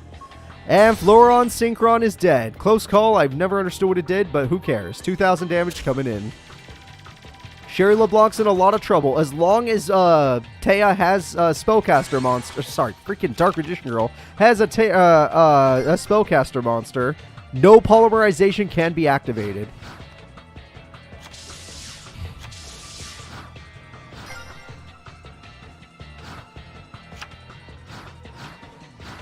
Alright, the attacks come through. It looks like Dark Magician Girl didn't draw any more monsters, sadly, which she kind of needs. And we have another chain close, which still don't understand what that does, but who cares. And goodbye, little trooper. Well, Sherry is stacking her field with her fusion monsters, but that doesn't mean anything if you can't play Poly. And there we go, everybody. It's the original Dark Magician, but it's still a spellcaster. If Sherry finds a way to pop or destroy that spellcaster, she's allowed to fuse. Alright, Sherry's got Sacred Knight Shield Bearer, which gets her a card. And she's got Sacred Knight... Oh! She can Synchro Summon! Hey! She can still do it! Her levels were the right level. And there we go. Chevalier de Fleur. You may have stopped fusion, but you did not stop synchro. And just like that, Dark Magician falls to the Chevalier de Fleur. Which means now, Dark Magician Girl can't activate spell cards. Dark Magician Girl can no longer activate spell cards. But Sherry can. Sherry LeBlanc is going ham in this tournament. Okay, luckily for Dark Magician Girl, she top-decked a monster. She definitely needed one. But Sherry, we know she has Noble Knight, so, yeah.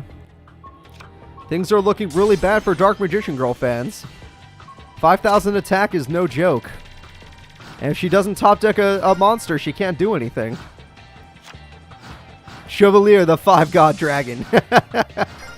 Oh, no. It's really cool to see that, like, oh, I can't fuse, but I could still synchro. Royal Magical Library is dead, and Dark Magician Girl slowly drops in life points.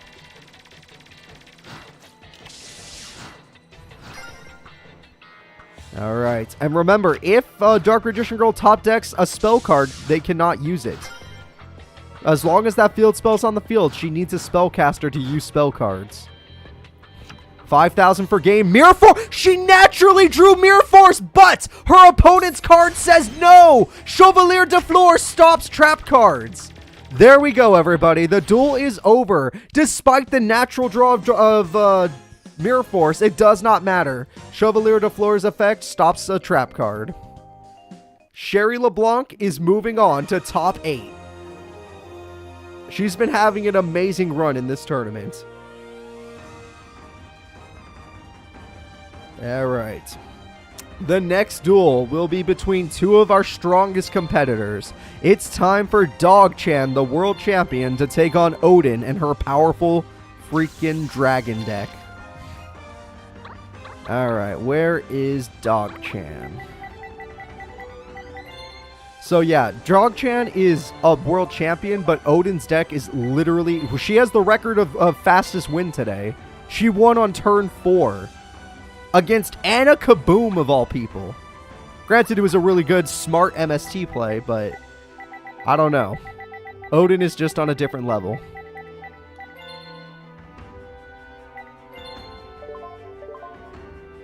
Alright. Let's go ahead and get things started, everybody. This is it. It's time for Odin versus Dog-chan. My hope is that Dog-chan can pull off the victory, but I know Odin, and I know how dumb her deck really is.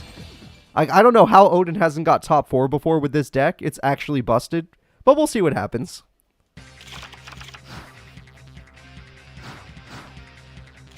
Alright, we're just going to go ahead and set a card. Pretty basic start from Odin.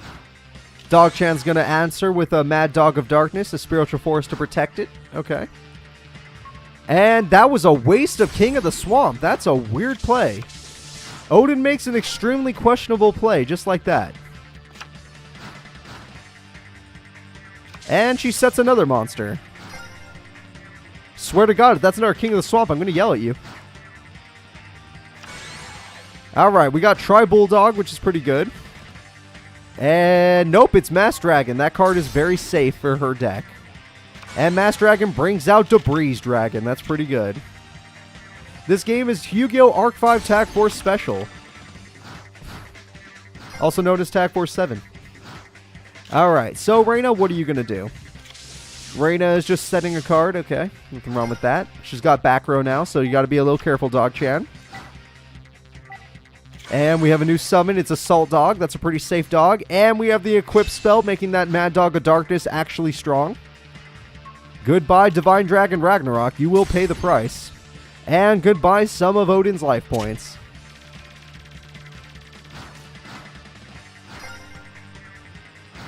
Alright, so far so good. Pretty strong. Pretty strong showing from Dog-chan.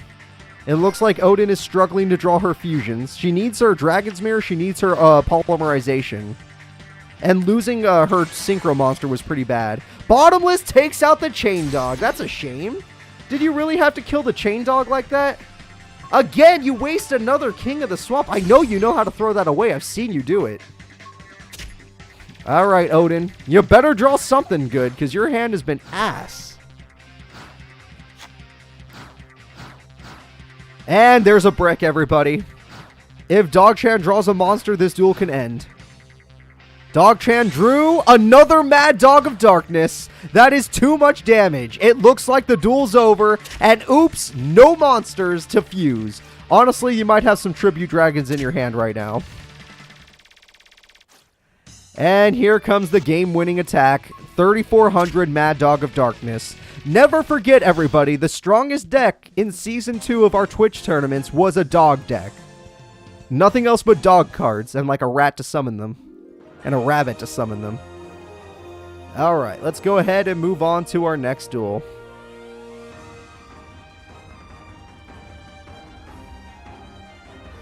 Okay, the next duel is World Champion of Season 3 of our Twitch tournaments, Alexis Rhodes versus Yasmin and her Gravekeepers. Alexis versus Yasmin.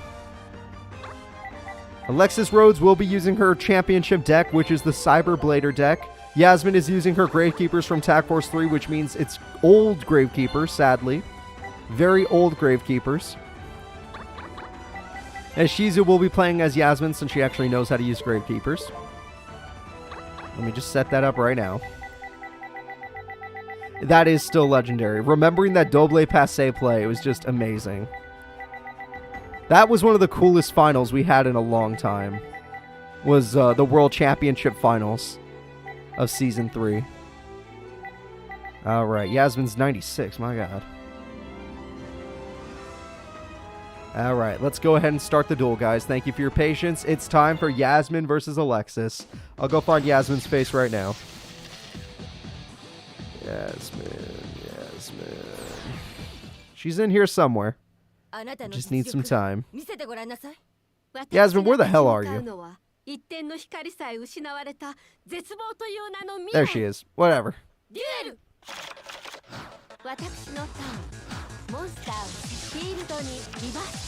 Alright, so Yasmin sets up her back row. Very nice. And Alexis is going to go ahead and start with Marauding Captain, which is amazingly good. And she has Command Knight with it. That's a really strong combo from Alexis. Gravekeeper's Cannon Holder does not stand a chance. Honestly, Yasmin's deck falls apart without Necro Valley. They have to get Necro Valley no matter what. If they get Necro Valley, the deck becomes really viable. It's actually pretty damn good. But without it, it's kind of ass. There it is. Why'd you play that monster in defense mode? You have Necro Valley. Oh, it doesn't matter because the boss monster is here. Gravekeeper's Chief is here, everybody. And the Cannon Holder returns. Chief will take out the Marauding Captain, and Cannon Holder will take out the Command Knight. Alexis is in a lot of trouble. Necro Valley's annoying. Royal Tributes! Every card in her hand but Monster Reborn is gone! Alexis loses everything! It looks like Yasmin's trying to become a brand new champion, everybody. And we have Gravekeeper's Watcher.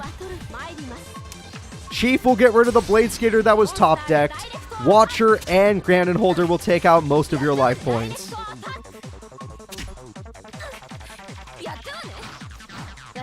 Alright, not bad, not bad. Yasmin's in complete control, and as long as that Necro Valley's on the field, the graveyard cannot be used. We have Pot of Greed as her last option. We have Reinforcements of the Army as her last option. We have DD Warrior Lady, which is not a bad option, but you can't remove from play cards. I thought Necro Valley... Oh wait, does it stop the graveyard from being removed from play? Okay, it's the graveyard, yeah. Okay, well, why did you choose the weakest one? Alexis, you're a champ. You're a world champion. Why did you do that? It's over. Ishizu wins. Oh, not Ishizu, sorry. Yeah, Yasmin wins. God damn it. World champion Alexis is literally out of here. Okay. It happened. That was really, really strong. She didn't throw the fight. There was nothing she could actually do. The duel was over either way. Because Cannon Holder with the other card still would have won by the burn effect afterwards. Like, literally, no matter what, the duel was still over. The damage was still already done. That Royal Tribute literally decided the duel. Alright, Yasmin, you move forward. So, guys, it's time for two champions to go at it. It's time for Blair Flanagan and her Lightsworns to take on Kotori and her agents. Do you believe in the Fairy Agent deck? Do you believe in Blair's Lightsworn deck? Everybody let me see it in chat. Who do you believe in? Who do you care about? Which one is more important? Alright, I see Blair fans coming out. I see them. I see them. Only Blair fans, okay. Who do I care about? Let me see top 8. Right now when it comes to top 16, I would just say Dog-chan. But let me see who the complete top 8 is, and then I'll let you know. Because I like the dog deck. That one's really funny. That's just like a bunch of normal dog monsters, and they're winning tournaments. Alright, Kotori. Yeah, Blair kind of falls behind because all of the opponents are so much stronger than just the opponents in Tag Force 3. Plus, her AI in Tag Force 3 is a lot better than it is in Tag Force 7. So her two weaknesses are, one, her AI isn't as good here, and two, her opponents are a lot more varied. In Tag Force 3, she technically has the strongest deck. In this time period, Lightsworns kind of fall off. They're still good, but they fall off compared to some of the other decks.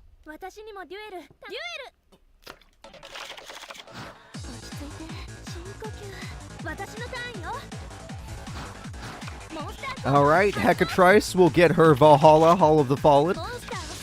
And we just have a set. She's not going to use Valhalla.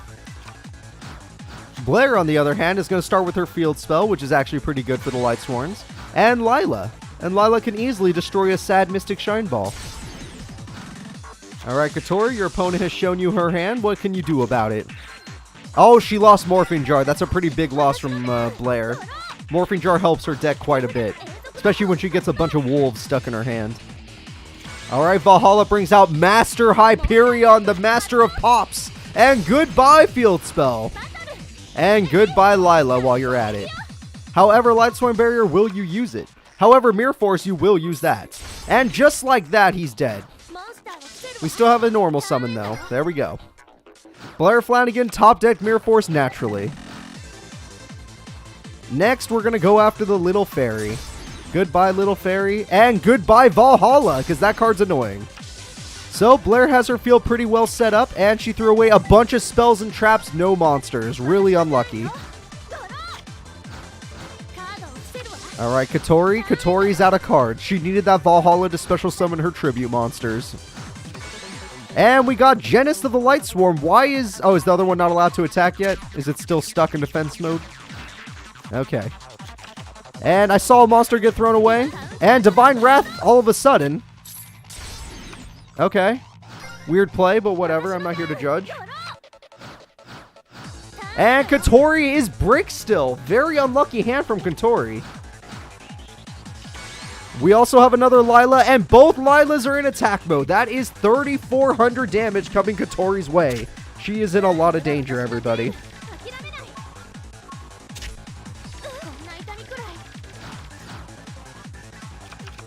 And more cards are being thrown away. I saw two in a row. She lost both her Judgment Dragons in that second toss. The first card was Judgment Dragon. The middle card was not. The third card was Judgment Dragon. That's unlucky. But she doesn't need it. Her opponent literally is brick. She needed that Valhalla card really badly. Without Valhalla, she can't do a damn thing. But luckily for her, Blair did not draw a monster with 900 attack points. Ooh, equip spell. Uh-oh. Alright, this is it, everybody. Kotori's last turn. She has to make it count.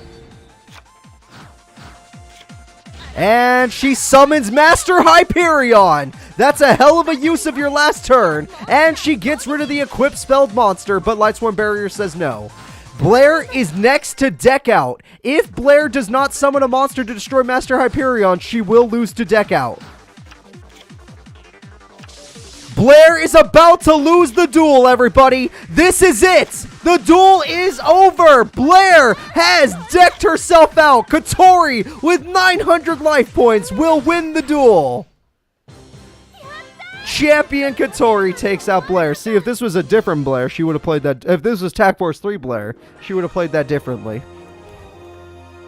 Destiny clutch indeed. Kotori takes out fan favorite Blair. Alright, moving on to the next duel, we have the newest champion, My Valentine. She won the Pyramid of Light tournament, and she's taking on Rio and the Penguins. Alright, My Valentine versus Rio. Two main characters with voice actresses. Rio, Penguins, and My. Alright, everybody, let me know. Are you a My fan? This is another Ween Beast versus Ween Beast deck. That's kind of funny. Are you a My fan or are you a Rio fan? Do you like the water birds or do you like the wind birds? That's basically what we're talking about here. Alright. Here we go, everybody. Harpy ladies versus penguins.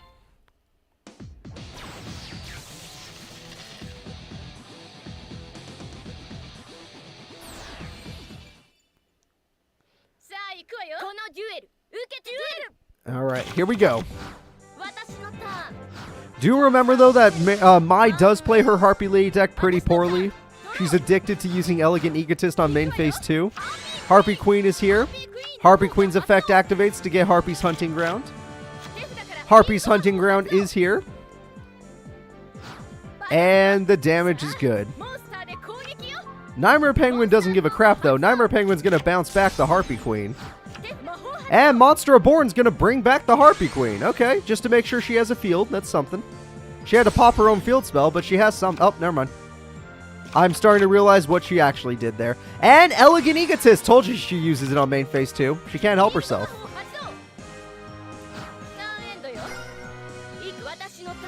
Alright, let's see what Rio can do. She still has a full hand, so I'm not scared for Rio. And Rio does not have much in that hand that's full. Alright, let's see, Mai. What do you got? Mai summons Harpy Lady 1, which sadly means she has to pop her field spell. And Harpy Queen... Wow, she had 3 Harpy Queens? She literally had 3 Harpy Queens to start this duel. Holy crap. And no penguin, one of the best penguins, is dead. And it looks like Harpy Lady Sisters at 2450 attack. It could rip apart a Red Eyes at this point. Is in control. Mai used every card she had. Mai literally used everything, so if Rio finds a comeback card, she can win this duel easily. Alright, and it's just a set Destiny Brick pass. Alright, Mai, it's all up to your next draw. My Valentine draws nothing, and goes in for the damage. Next, it goes in for... Yep, it's over. On turn 6, the Harpy deck will end it, everybody. Rio and her penguins are out of here. She needed a penguin soldier. She definitely needed a penguin soldier. Alright, let's go ahead and get back to our bracket. My Valentine is moving on to top 8. The next duel will be Akiza, the #1 voted and rated person in this waifu tournament, versus Cat-chan, a person that was quite forgotten. I'm sure somebody in chat likes them, but not more than Akiza. Most likely not more than Akiza. Alright, we may have lost Blair, but Akiza is the #1 voted character. Everybody liked Akiza. Literally everybody. But Cat-chan plays really hard, so there's a chance that Akiza might just lose it all. It's my job. It's my job, Roncore. Alright, Cat-chan. There we are. And here we go, everybody. Let's go ahead and start the duel. Cat-chan versus Akiza. Plants versus beasts.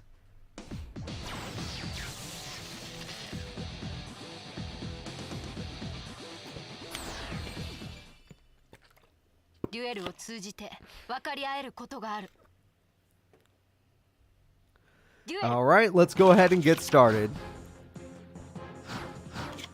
And Cat-chan starts with her best card, Cat World. It's literally a busted card.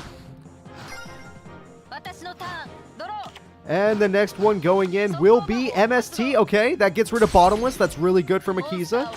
Akiza plays Lone Fire, which is really busted. Honestly, one of the best plant cards there are. And she plays her legendary Giga Plant, which is a stupid combo, but it works. However, as long as that Cat World thing is on the field, Giant Rat could summon Cat Girl at 2400 attack. Giga Plant isn't strong enough.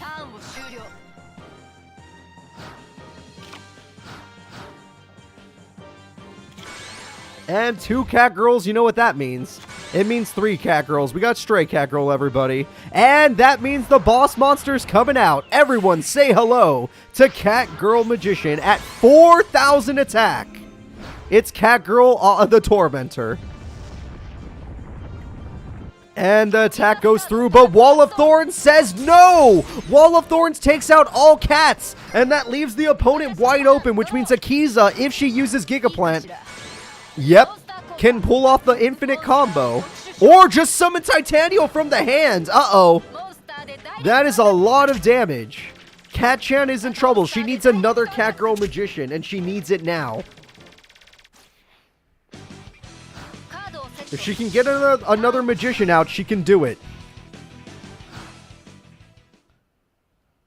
I see chat's trying to be funny. I'm getting a little upset with all your cat jokes. Alright. Let's go ahead and see what happens. Akiza, look, Cat-chan is a good duelist, but Akiza's just better. Akiza's 100% just better. She has way better traps. Cat-chan has better attack, but it does not make a difference. And Stray Cat is dead. But Stray Cat can summon Monster Cat. And Monster Cat is going to burn that card. Which means now, Cat-chan bought herself another turn. Which means Akiza might be in trouble if she gets herself another magician. I don't know how, but oh, there we go. Inviting Cat gets you a Stray Cat or a Cat Girl. And Cat Girl was chosen. Cat Girl is summoned. And when it's summoned, you can special summon that card. And that's 2 level 4 monsters, which equals Cat Girl Magician. And there we go, everybody. Cat Girl. Oh no! TT! And just like that, everybody's dead. Akiza was forced to TT, which means nothing is good now. Miracle Fertilizer can bring back Titanial, and Titanial will win the duel. That top deck from Akiza guarantees victory. Cat-chan is out of here. Nettles is never going to be summoned, Arturo. Go home. All right. Akiza will be moving on. The next duel is Burn Queen Mindy versus one of the only page 3 characters or Tag Force original characters to ever win, Wisteria. So it's Wisteria versus Mindy. Wisteria does use Blue Eyes, she uses Demise King, she uses Dark Master Zork.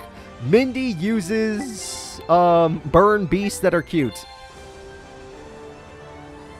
Luna was in this thing. She was knocked out immediately. Basically, this is just an all-female tournament. This is all. That's all we were actually doing. All right, so let's see. Mindy. ¿Dónde estás? All right. The waifu's just in the name. I don't really actually go by that. I'm mostly just going by all-female tournament. We're going to see who's the strongest female duelist. That's all that I really care about. But the tournament was named and owned by Roncore, who is my newest YouTube member, and I appreciate it.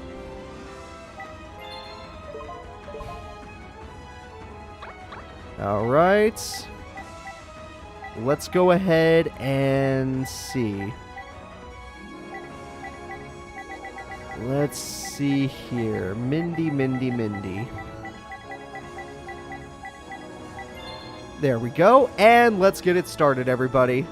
Sorry, the decks I had to make up, so let's do it. So, Mindy's deck, she is the Burn Queen. And then you have Wisteria, where if she just gets Demise King, it's over. Demise King blows up all the spells and traps, blows up all the monster effects, nothing happens. Literally, it's an instant win for Wisteria. So, Mindy has to win before Demise King is summoned. That's a good start for a burn deck. And that's a great start. Turn 1 wave motion is always good.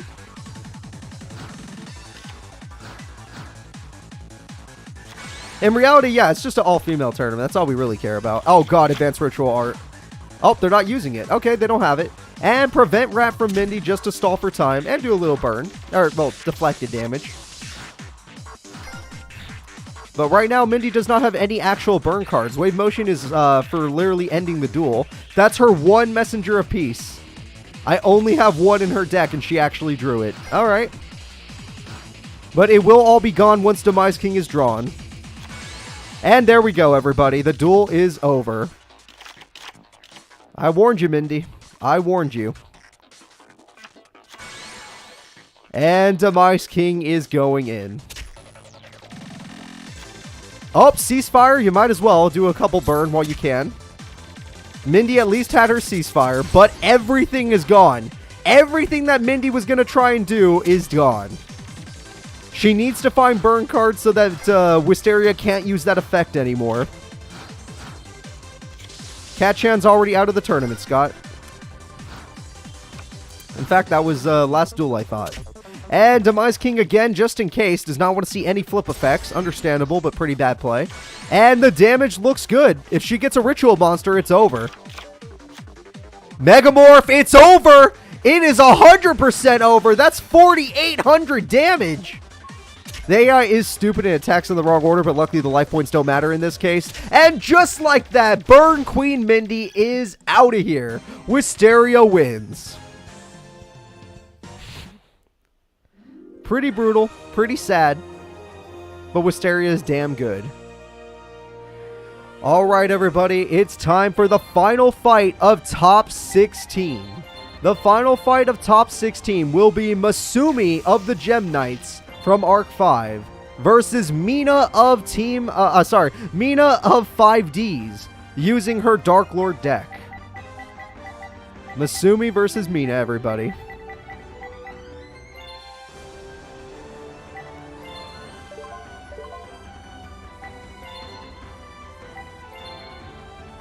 Alright, where the hell's Mina?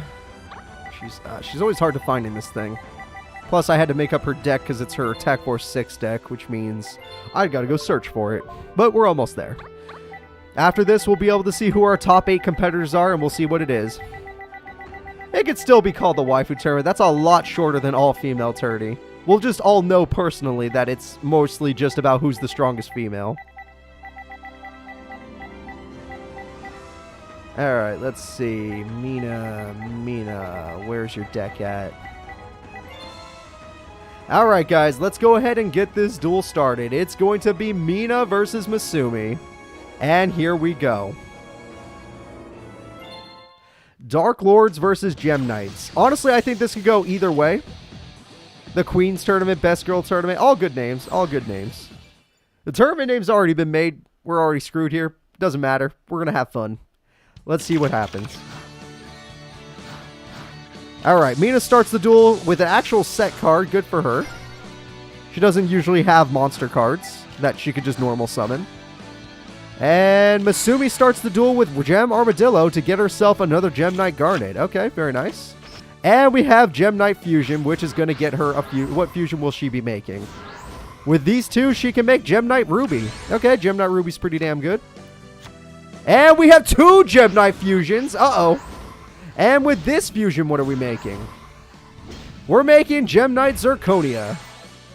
Alright, that's a lot of really strong beater monsters, and these monsters seem to have an effect where they get to special summon. Okay, that's pretty damn good. And that's a stacked field on turn 2. And into a Morphing Jar with piercing damage. Honestly, that Morphing Jar might be better for freaking Misumi. And there's the damage. And there's even more damage. Yeah, I think Mina might lose. Because Mina's deck requires life points to summon her monsters, so this is literally just death.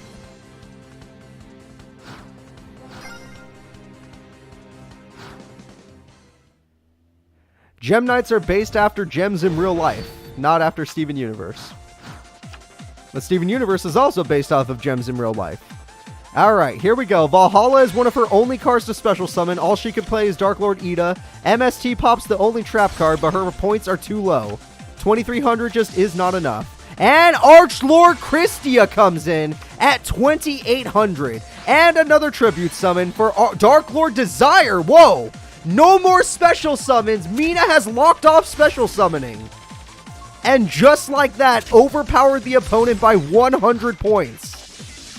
Mina has made an insane comeback with that. Gem Knights can no longer special summon. They are locked.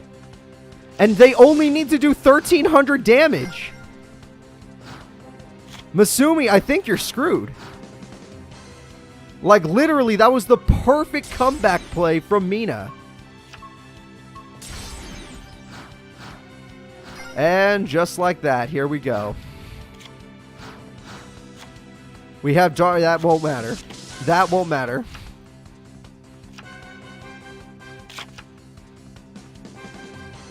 And nope, just passive. Yep. Unless she has traps that does burn, and she needs to do 1,300 burn, this duel's over. Alright, damage goes through. Gem Knight, I can't remember that. I can't pronounce that name, but I'm just going to call it Light. Gem Knight Light is gone. 3,000 damage is dealt, and it looks like Mina's in complete control of the duel. Despite how things started, Mina did a very good comeback play. Alright.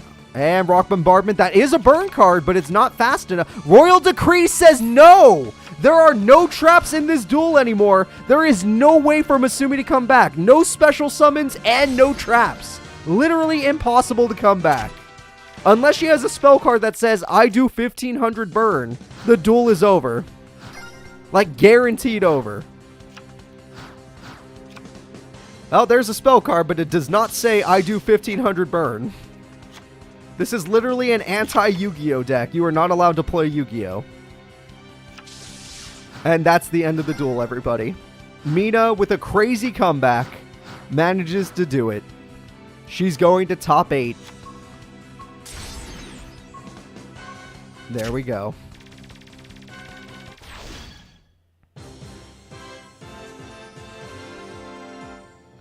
And now let's go ahead and move in to our next fights. So, we have decided our top 8 characters. They are Mina, Wisteria, Akiza, My Valentine, Kotori, Yasmin, Dog-chan, and Sherry LeBlanc. Sherry has been a surprise every goddamn time.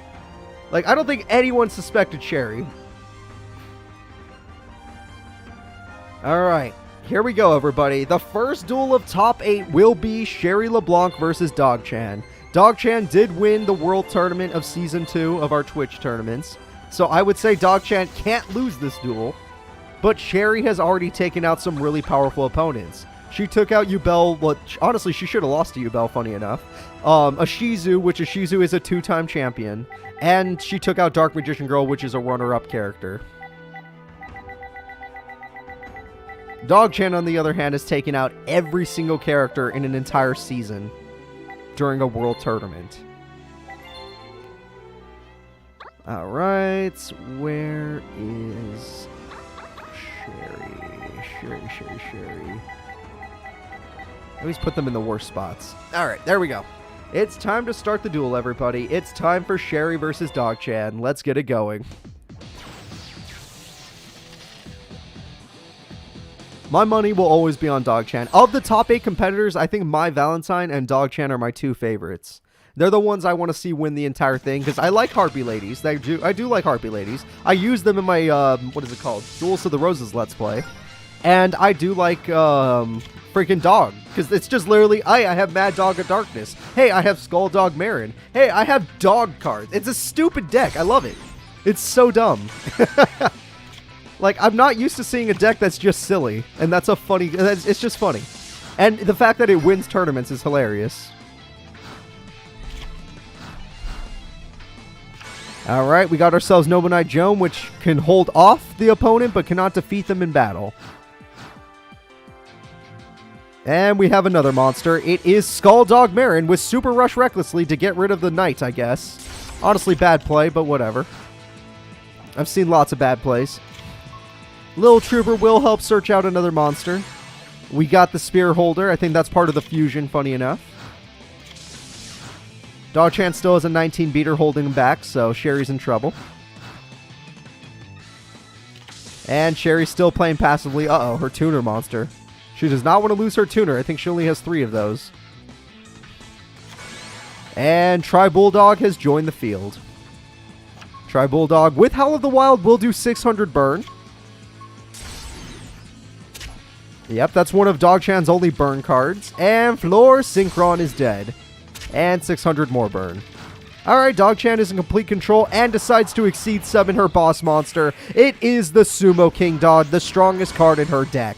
2600 may not seem like a lot, but she makes it work. Alright, pretty good, Dog-chan. Sherry LeBlanc goes in. She summons Sacred Knight Shield Bearer. And with that, she gets to a new card. And she's going to get her card back thanks to Light of Redemption. So far, so good from Sherry, but nothing, no combos. Damn. All of that for nothing. Dog-chan controls the duel still. And we have Skull Dog Marin with Ayers Rock Sunrise. That is Chumley's card that he drew himself. And with that, the field is stacked. I mean, I would have picked Mad Dog Dark. Oh, no, wait, Mad Dog's attached to her right now. Never mind. And Howl of the Wild does 900 burn because there's 3 beast monsters on the field. Sherry LeBlanc drops super low, but enough to survive. Alright, Sherry, this is your last duel. And we have another Exceed summon. It's the Dire Wolf. Oh, God.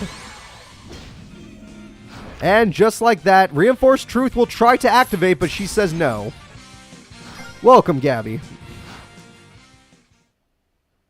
Alright, let's see what they got.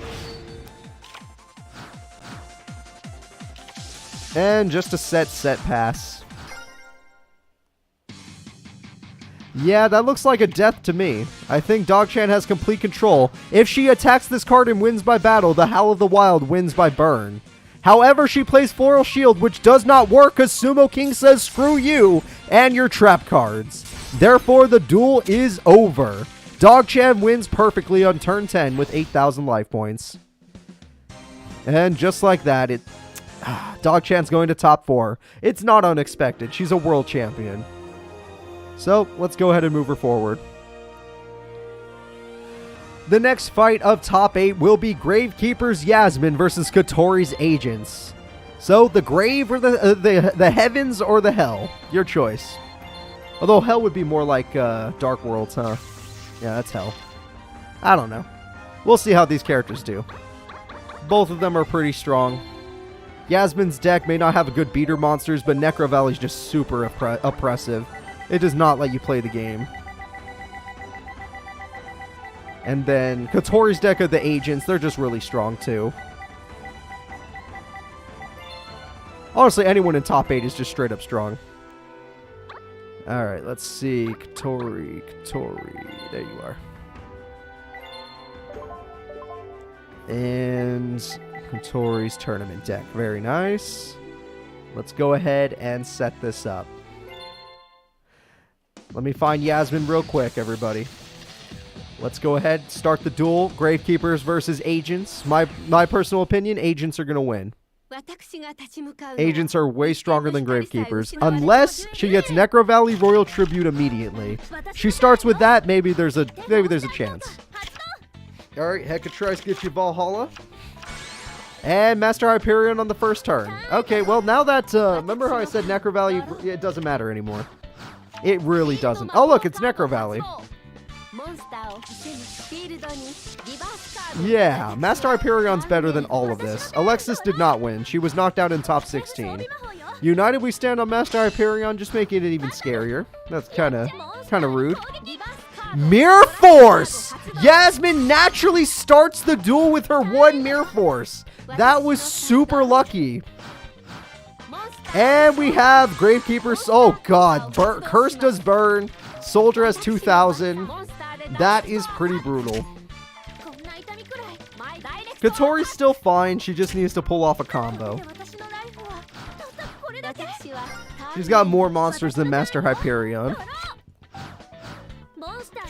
And those monsters are in defense mode, which Spear Soldier does not matter. We have a tribute summon for the boss monster. It's Gravekeeper's Chief, bringing back the curse. The curse will do its burn yet again. That's 1,000 burn damage already. And Spear Soldier goes for piercing on... She had Honest! Oh no, she had Honest, but Mirror Force doesn't care. Oh my god, the duel's already over on turn 6. Yasmin and Gravekeepers are going to the semifinals. God damn. That deck is just busted. Gravekeepers just shut people down and make it so they can't monster aboard and all that stuff. Alright, Dual Spirit Yasmin will be moving forward to take on Dogchan in the semifinals. The next duel will be... Oh, this is going to be tough. Okay, this next duel, I want to know in chat. Because screw what people said in the past, I want to know right now. Who do you think is cooler? Do you like My Valentine or Akiza? My Valentine Harpy Ladies or Akiza Plants? These are two main characters. Both give voice actresses in this game. Both have a lot of fans, but we'll see. Akiza, Akiza, Akiza, my Akiza, my Akiza. Okay, so Akiza has like, let's say 70% right now of the vote. At 80%. 80% of the vote, 90% of the vote. 75% of the vote. I see two more Mai's popping in there. Oh god, this is going to be a tough one. Akiza. No, it's clearly Akiza. Okay. Akiza fans are coming in strong.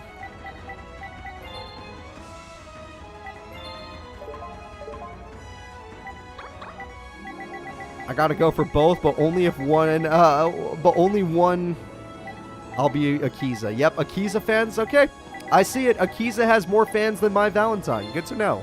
Redheads are more popular than blondes, which I am 100% of that mindset as well. So, let's go ahead and get this started, everybody. If it's a draw, we just reduel. We've only had like one draw in the past, and it was by Mindy. We just do a reduel if it's a draw. I don't care how they got the draw, it's still a reduel. Alright, Harpy Ladies versus Plants. Let's see what happens. Akiza starts off with no back row. Uh-oh. I guess it's okay to start with no back row against Mai because she loves popping it. She's got her Harpy's Feather Duster. She's got Harpy's Hunting Ground. Yep, there it is. Of course, she doesn't use Elegant Egotist. She never does on main phase 1. I bet she'll use on main phase 2. Watch as she pisses me off. Oh, look at that. Main phase 2. Yep. Yep, pop your own field spell instead of Hysteric Sign. Yep, you're so stupid. God damn it. Why is the AI program like this? Why is the AI program like this? God damn it. Alright, Harpy's Feather Duster, you're not the only one.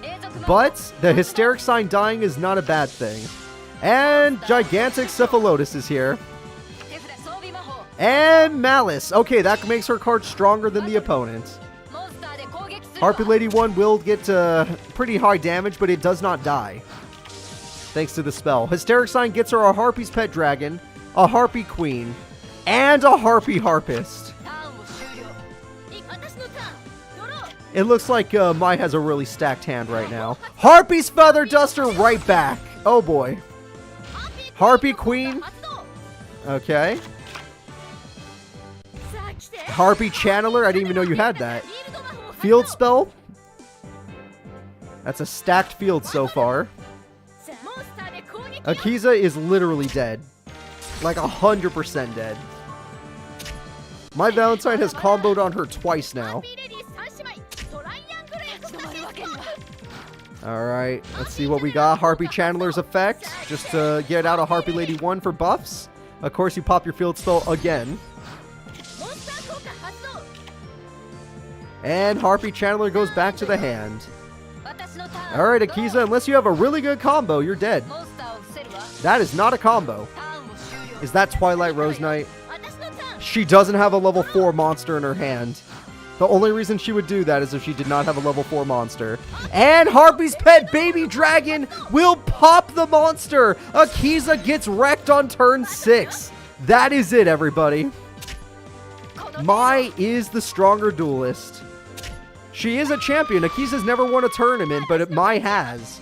And just like that, the Harpy ladies will be moving on to top 4.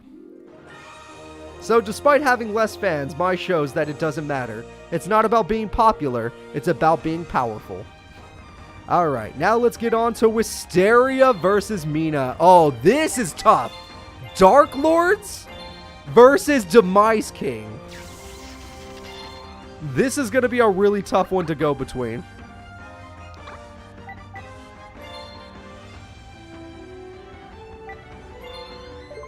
Alright, let's see here. Servants of the Demon Lord. And good old Mina. There we go. Mina. Wisteria will win. I'm thinking Mina's gonna win this one. Like, I like Wisteria too. I think she's strong, but I honestly say Mina. Alright, let's go ahead and get started, everybody. Wisteria versus Mina. Let's go. Demise King versus freaking Dark Lord.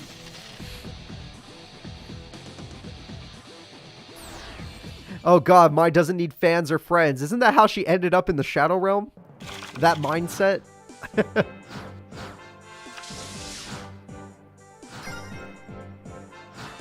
Alright, Mina starts the duel pretty basically. Nothing wrong with that. And trade-in. Great start. Oh, threw away Demise King, though. That's kind of weird.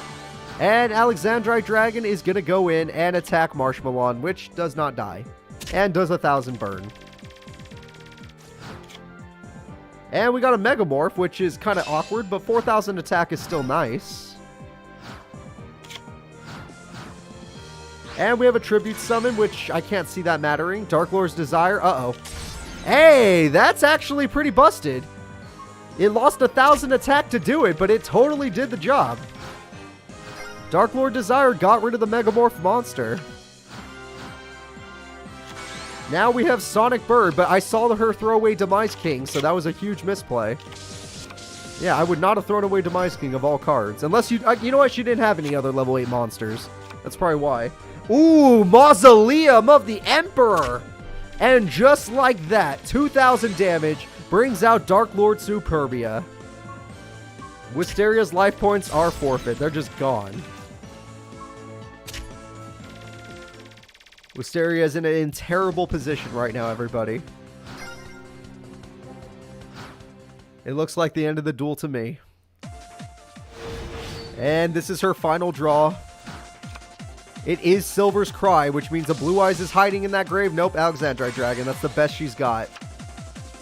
If that's the best she's got, this duel's... Oh, Symbols of Duty to bring out Marshmallow. Wow, that was an actual play. Hold up. That was actually a pretty good play. Forcing your opponent to do other things. At this point, she doesn't want Demise King. She wants Dark Master Zork. That was actually a big brain play, which we do not normally see from the AI. It is super rare to see that. She may be able to stall with this Marshmallow, but she needs to get a Ritual Monster. It's her only hope. She needs her, what's it called? She needs her Dark Master Zork. Which makes me, it sounds awkward that she has that card because now he's a monster, he's an actual duelist in our tournaments. And there we go. No, Mina does not use Dark Lords. I don't know. She's in 2008. She doesn't exist. Dark Lord she uses in Tag Force 6. The AI is evolving. Don't get excited. There's no way this would ever happen again. It's just a miracle play. And Mondru, the 10,000 hands, she knows she can't summon it face up or she'll lose the duel. So she has to naturally draw her monster. Naturally. Oh, Maiden of the Blue Eyes. Actually, Maiden's different. Maiden is 100% different. Alright. You attack the Maiden. You make... Okay, you dig your own grave. Maiden summons Blue Eyes. Just to get rid of the Maiden, you were willing to let her get the one monster that could stop you? Smashing Ground? What? You had... Wait, if you had that, why didn't you use it on Marshmallow? Or did she just draw it this turn? Still, what the fuck? And Alexandrite Dragon in attack mode makes... Oh, because she's going to crash. Okay, that makes more sense. Mirror Force! You... Okay! Wisteria baited out the Mirror Force. That's pretty good. Okay, not bad. Ooh, this is really, really close. Wisteria's still waiting for her Dark Master Zork. Silver's Cry brings back the dead Blue Eyes. Okay. That could turn things around, especially since Mirror Force was wasted. And just like that, Dark Lord Desire is out of here. Mina's running out of life points and she's running out of time. No! What are you doing? She throws away everything. She threw away her only defensive monster. Wisteria has misplayed hard. See, that's the AI I know and love. That's the AI I remember. I don't actually love it. I really hate it, but there's nothing else I can do about it. And Advanced Ritual Art. What is it going to be? It's Dark Master Zork. This is going to decide the duel. If it's a lucky roll, she wins. If it's an unlucky roll, she loses. Here we go, everybody. Dark Master Zork for game. A 6 means death. Anything else is a win. A 6 means death. She's out of here. That was the one thing. That was the one thing she could have rolled. And just like that, the duel is over. Wisteria is out of here. If it was any other number, the duel would have been Wisteria's win. But it's over.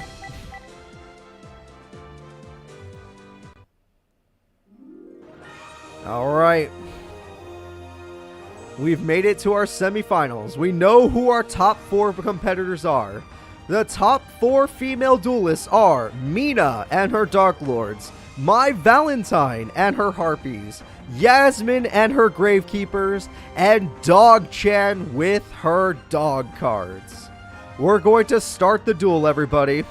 It's time for Dog-chan, the world champion, to take on Yasmin. All right.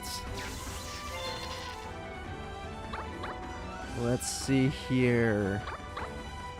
Yasmin, Dog-chan. Alexis got knocked out in top 16. Who'd she get knocked out by? It was... Nope, she got knocked out by Yasmin herself, funny enough. The character you're about to watch duel is the one that knocked her out. She got her with Royal Tribute. He was really busted.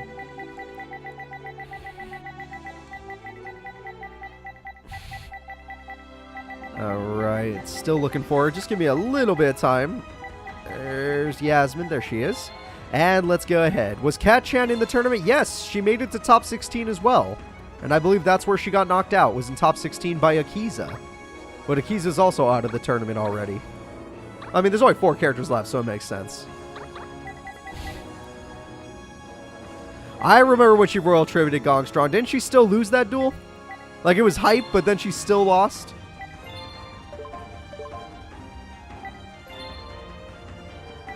Alright, everyone. Let's go ahead and start the duel. World champion versus world tournament contender. Never been a champion, but she's been a contender. Alright, looking for Yasmin right now. There she is. I do my Twitch tournaments on Saturday. Thursday is my YouTube tournaments. Which, by the way, if you guys remind me, I will tell you what next Thursday's tournament is. And for those of you that missed it earlier, Saturday on Twitch will be my Halloween Yu-Gi-Oh tournament. But next Thursday's tournament, remind me at the end, at the finals, and I'll tell you what it is. And just a set pass. That is a really big rat. It has 2,400 attack and it terrifies me. Alright, that rat has 3,400 attack. And first turn Mirror Force! Losing both of your rats is really pathetic. It's super sad to see it happen, but it happened. And just like that, Yasmin has complete control of the duel. She summons a Spear Soldier, she has Curse, but she needs Necro Valley. Necro Valley is a big part of her deck. Without Necro Valley, her monsters are actually really weak.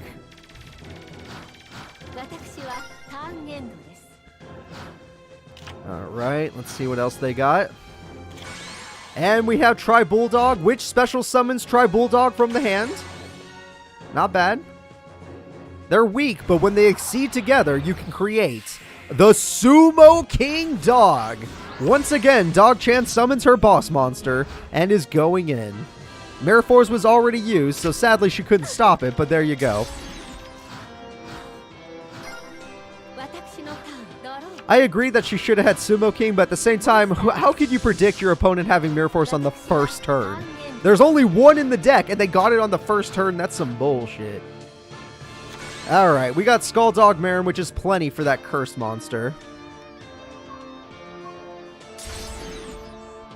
And goodbye, Cannon Holder. And Dole Bulldog on main phase 2 is a terrible play, but I'm not going to get too upset because I like Dog-chan. Dog-chan and My Valentine are my two favorites in this tournament, and they're both still in it, which is very exciting for me. Alright, Ishizu, or sorry, Yasmin, sorry. How are you going to do this? You're the Gravekeeper Assailant Dual Spirit. And until you get Necro Valley, your deck is kind of ass. So get Necro Valley. It doesn't look like she's getting Necro Valley, guys. And trap cards do not matter to the Sumo Kings. She has another monster. It's Rescue Rabbit. That's really scary. And that can summon 2 more dogs. And it's Mad Dog. Why is it in defense mode? And Mad Dog in attack mode. That's kind of weird. Wild Nature's Release on the defense mode monster. What the fuck? What the fuck? What the fuck? I have never in my life. What? You won the duel, but you didn't win the duel because what? What? How are you a what? Is she? Yeah, she must be flexing.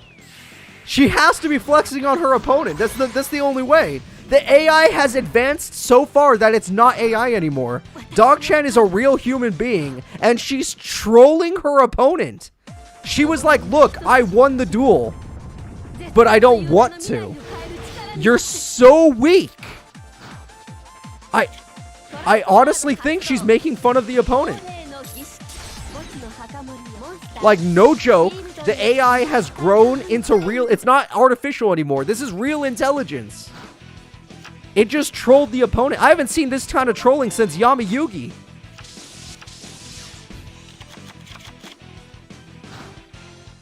Alright, Godcham wins. 100% guaranteed victory. But, like, literally made fun of the opponent while doing it. 100% just made fun of the opponent. There it is. Ishizu's out of here. Or not Ishizu, sorry, Yasmin. Damn it! It's so hard to remember because I don't see the face like you guys do. I just assume it's there. Alright, actually intelligence? I'm not used to seeing an AI troll the opponent, but we got to see it happen. God-chan has arrived. The World Championship winner is all the way there again. So, Dog-chan is guaranteed one of the 2 strongest female characters in the Yu-Gi-Oh! Attack Force 7 game. Now, who's going to be the other? Will it be My Valentine, my other favorite girl? Or will it be Mina and her Dark Lord deck?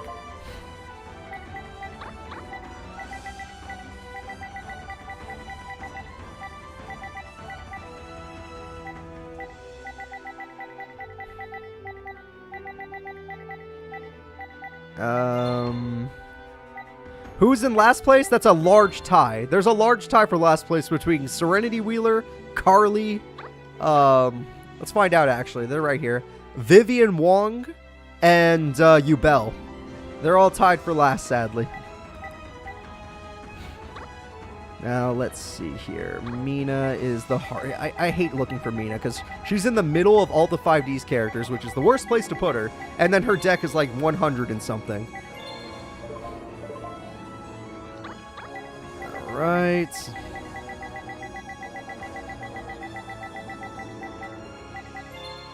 Let's go ahead and do it, everybody. The final semi-final match.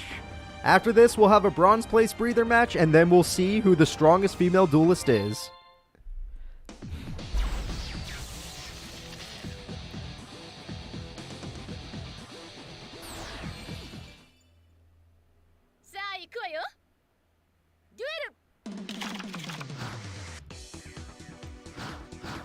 Alright, Hecatrice is a great start from Mina. She's able to get her fairy monsters. And she does not play it. Weird. Oh, you know what? She doesn't play Valhalla because she knows Mai's deck. She knows the Harpy ladies love popping back row. Harpy Harpist is a weird start to the duel. Ooh, Morphing Jar. Mai lost everything. Mai lost Icarus Attack and Elegant Egotist because she will not use it on main phase 1, and I hate her. Use it on main phase 1 for the love of God. What is wrong with you, Mai? This is what happens when you don't use it on main phase 1. Who programmed you incorrectly? Who intentionally made you this way? I want to find them and I want to talk to them. I ain't gonna hurt them. I'm gonna talk to them. And just like that, Athena is here. And everyone say hello to Hecatrice, which will do 600 burn to Mai. And say hello to Dark Lord Superbia, which will do 600 burn to Mai. And say hello to Dark Lord Ada Arai, which will do 600 burn to Mai. And say hello to Brain Control. I think Mina's trying to beat the record. I think Mina beat the record.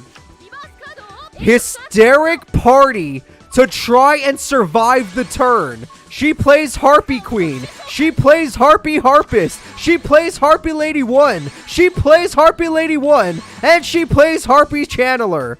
That Morphing Jar was all monsters. Literally almost won the duel immediately. But Mai Valentine keeps herself in. Mai Valentine clutches it and even gets to keep one Harpy Lady. But just one.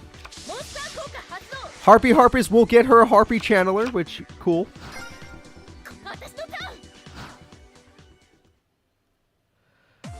Ooh, here we go, everybody. Destiny draw from Mai Valentine. Everything is in a horrible position right now. She plays her Channeler, which will not make a difference in my opinion. And she summons her pet dragon, which sadly is not strong enough. It is strong enough right now, but the second the Harpies die, it's not strong enough anymore. This duel is over. Mai Valentine may be good, but Mina's better.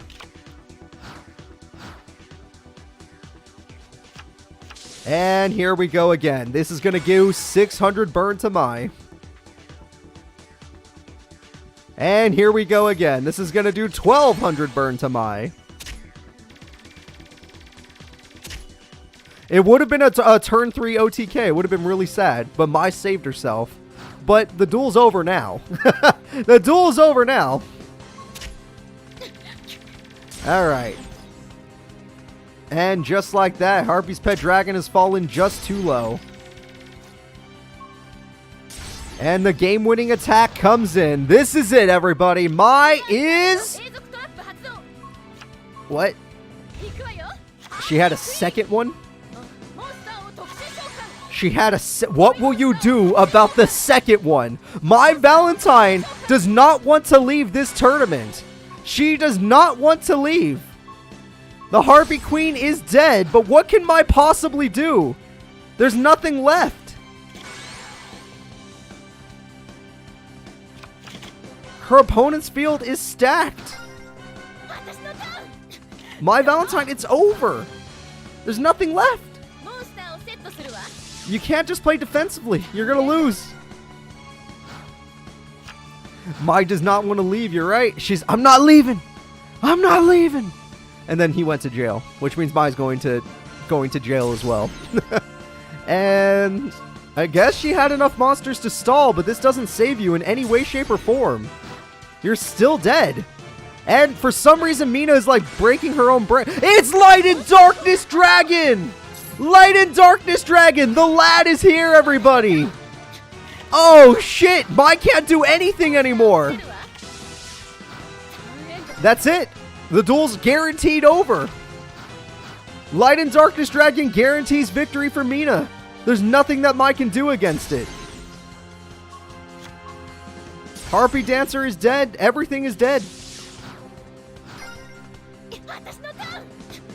There's nothing left in Mai's deck that can stop Light and Darkness and a 2900 attack point monster.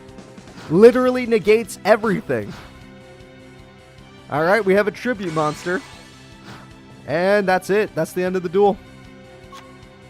A guaranteed loss. Birdface will try to activate, which will get that guy to weaken, but it doesn't matter. And that is it. Mina is going to the finals. Mai, who should have lost on turn 3, made it last till turn 11, so she's a damn good duelist, but not good enough. Alright, let's go ahead and set things up. It's time. Mina is moving up. It's time for the Bronze Place Breather match. My Valentine will be taking on Yasmin for the bronze medal.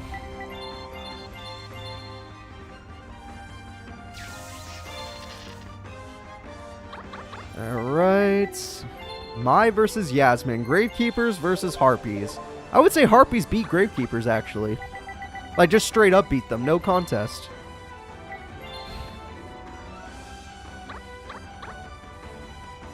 Alright. Where is... Is it not loading? Hey. Hey. Yeah, put her there. What the hell? Alright, yeah. Where is Yasmin? Oh, yeah, I forgot. She's Ishizu, and I always mess up the name. And please remember, after the final match, to remind you that I'm supposed to tell you about the next tournament. For next week, anyway. Unless you don't want to know. But I'm pretty sure people actually like to know, so they could set up their bets. Alright. And Yasmin's deck is super far away. And there she is. Okay, let's go ahead and do our Bronze Place Breather match. You know, just see who gets bronze. It doesn't really mean too much, but some people's third place medals are remembered, just like Akiza getting 3 of those. Night Shroud has like 3 of those. And there we go.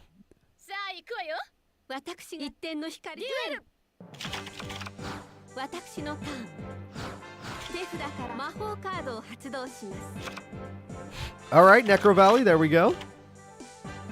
Necro Valley's the perfect start, but does she have Royal Tree? She doesn't even have monsters. Yasmin has no monsters. Sorry, I forgot to put the face, but ignore that. Yasmin with no monsters, and Hysteric Sign is gone. Does she still get to search if she doesn't get Elegant Egotist? Not like she would use it anyway, so who cares? Harpy Queen is here for 1900. Okay. Wow, mine went pretty passive on this one. That will be on Saturday. There will be a horror tournament on Saturday. It'll be a Halloween tournament for Yu-Gi-Oh!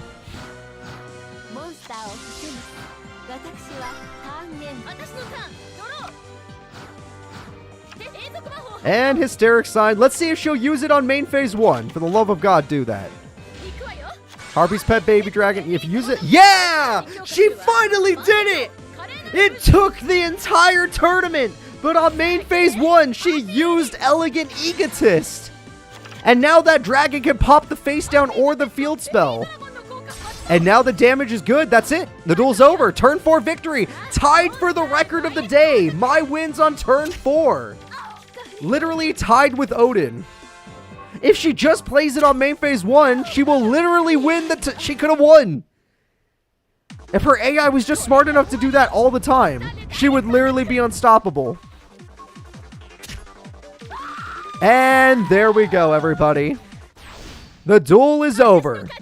Yasmin has lost, and Mai will take the bronze medal. Where was that AI power? Why doesn't she do that all the time? She'll win duels if she does it all the time. I mean, she already does. She got 3rd place by not doing it. Well, she got top 4 by not doing it, but she got 3rd place by doing it. All right, everybody, it's time. The final fight of the Waifu tournament, which is mostly just who's the strongest female duelist, which is either Dog-chan or Mina. Funny enough, this is a rematch for the Season 2 World Championship Tournament Finals. In Season 2, the World Tournament Finals was Dog-chan versus Mina. They were the 2 strongest characters of that time period. And it looks like they're back. Dog-chan barely managed to win that. But will Mina get her revenge after what happened in the World Tournament? Will Mina be the #1 strongest female duelist? I'm almost ready, guys.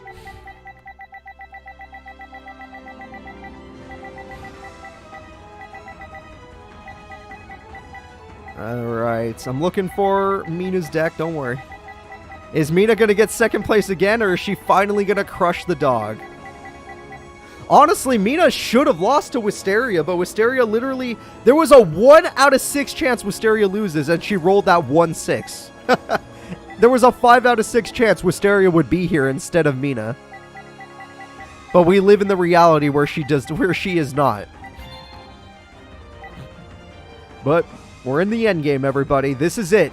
The final fight. Dog-chan versus Mina. Dark Lords versus Pupper. Literally, Dark Lords versus Pupper. Here we go, everybody. Final fight. I'm super hyped. I'm hoping Dog-chan does this because mine was my other vote, but I love the dog deck because it's one of the dumbest decks I've ever seen. Mina's deck is just straight up busted. It's a busted deck. There's a reason she's been to the finals twice, but she's not won a tournament yet. This would be Mina's first win. And why is this music kind of dire? Can't we have nicer, happier music? And Mina starts the duel with a massive Dark Lord Superbia. And nothing in Dog-chan's deck can overpower that. Her strongest card has 2600 attack. Spiritual Forest can stall for a little bit, though. Dark Lords versus Dog Lord. And we have Hecatrice in attack mode. That's pretty bad for Dog-chan. But Dog-chan does have Giant Rat, which will help. So that Spiritual Forest spell card protects her Beast Monster from being killed once. And now she can summon another rat. Alright, here we go again. Dog-chan, what's your ultimate plan? You're going to play Mad Dog of Darkness. That's not a bad card. Zerat. And she brings out her boss monster, the Sumo King, but it's 300 points too weak. It's just barely not strong enough to... What are you doing?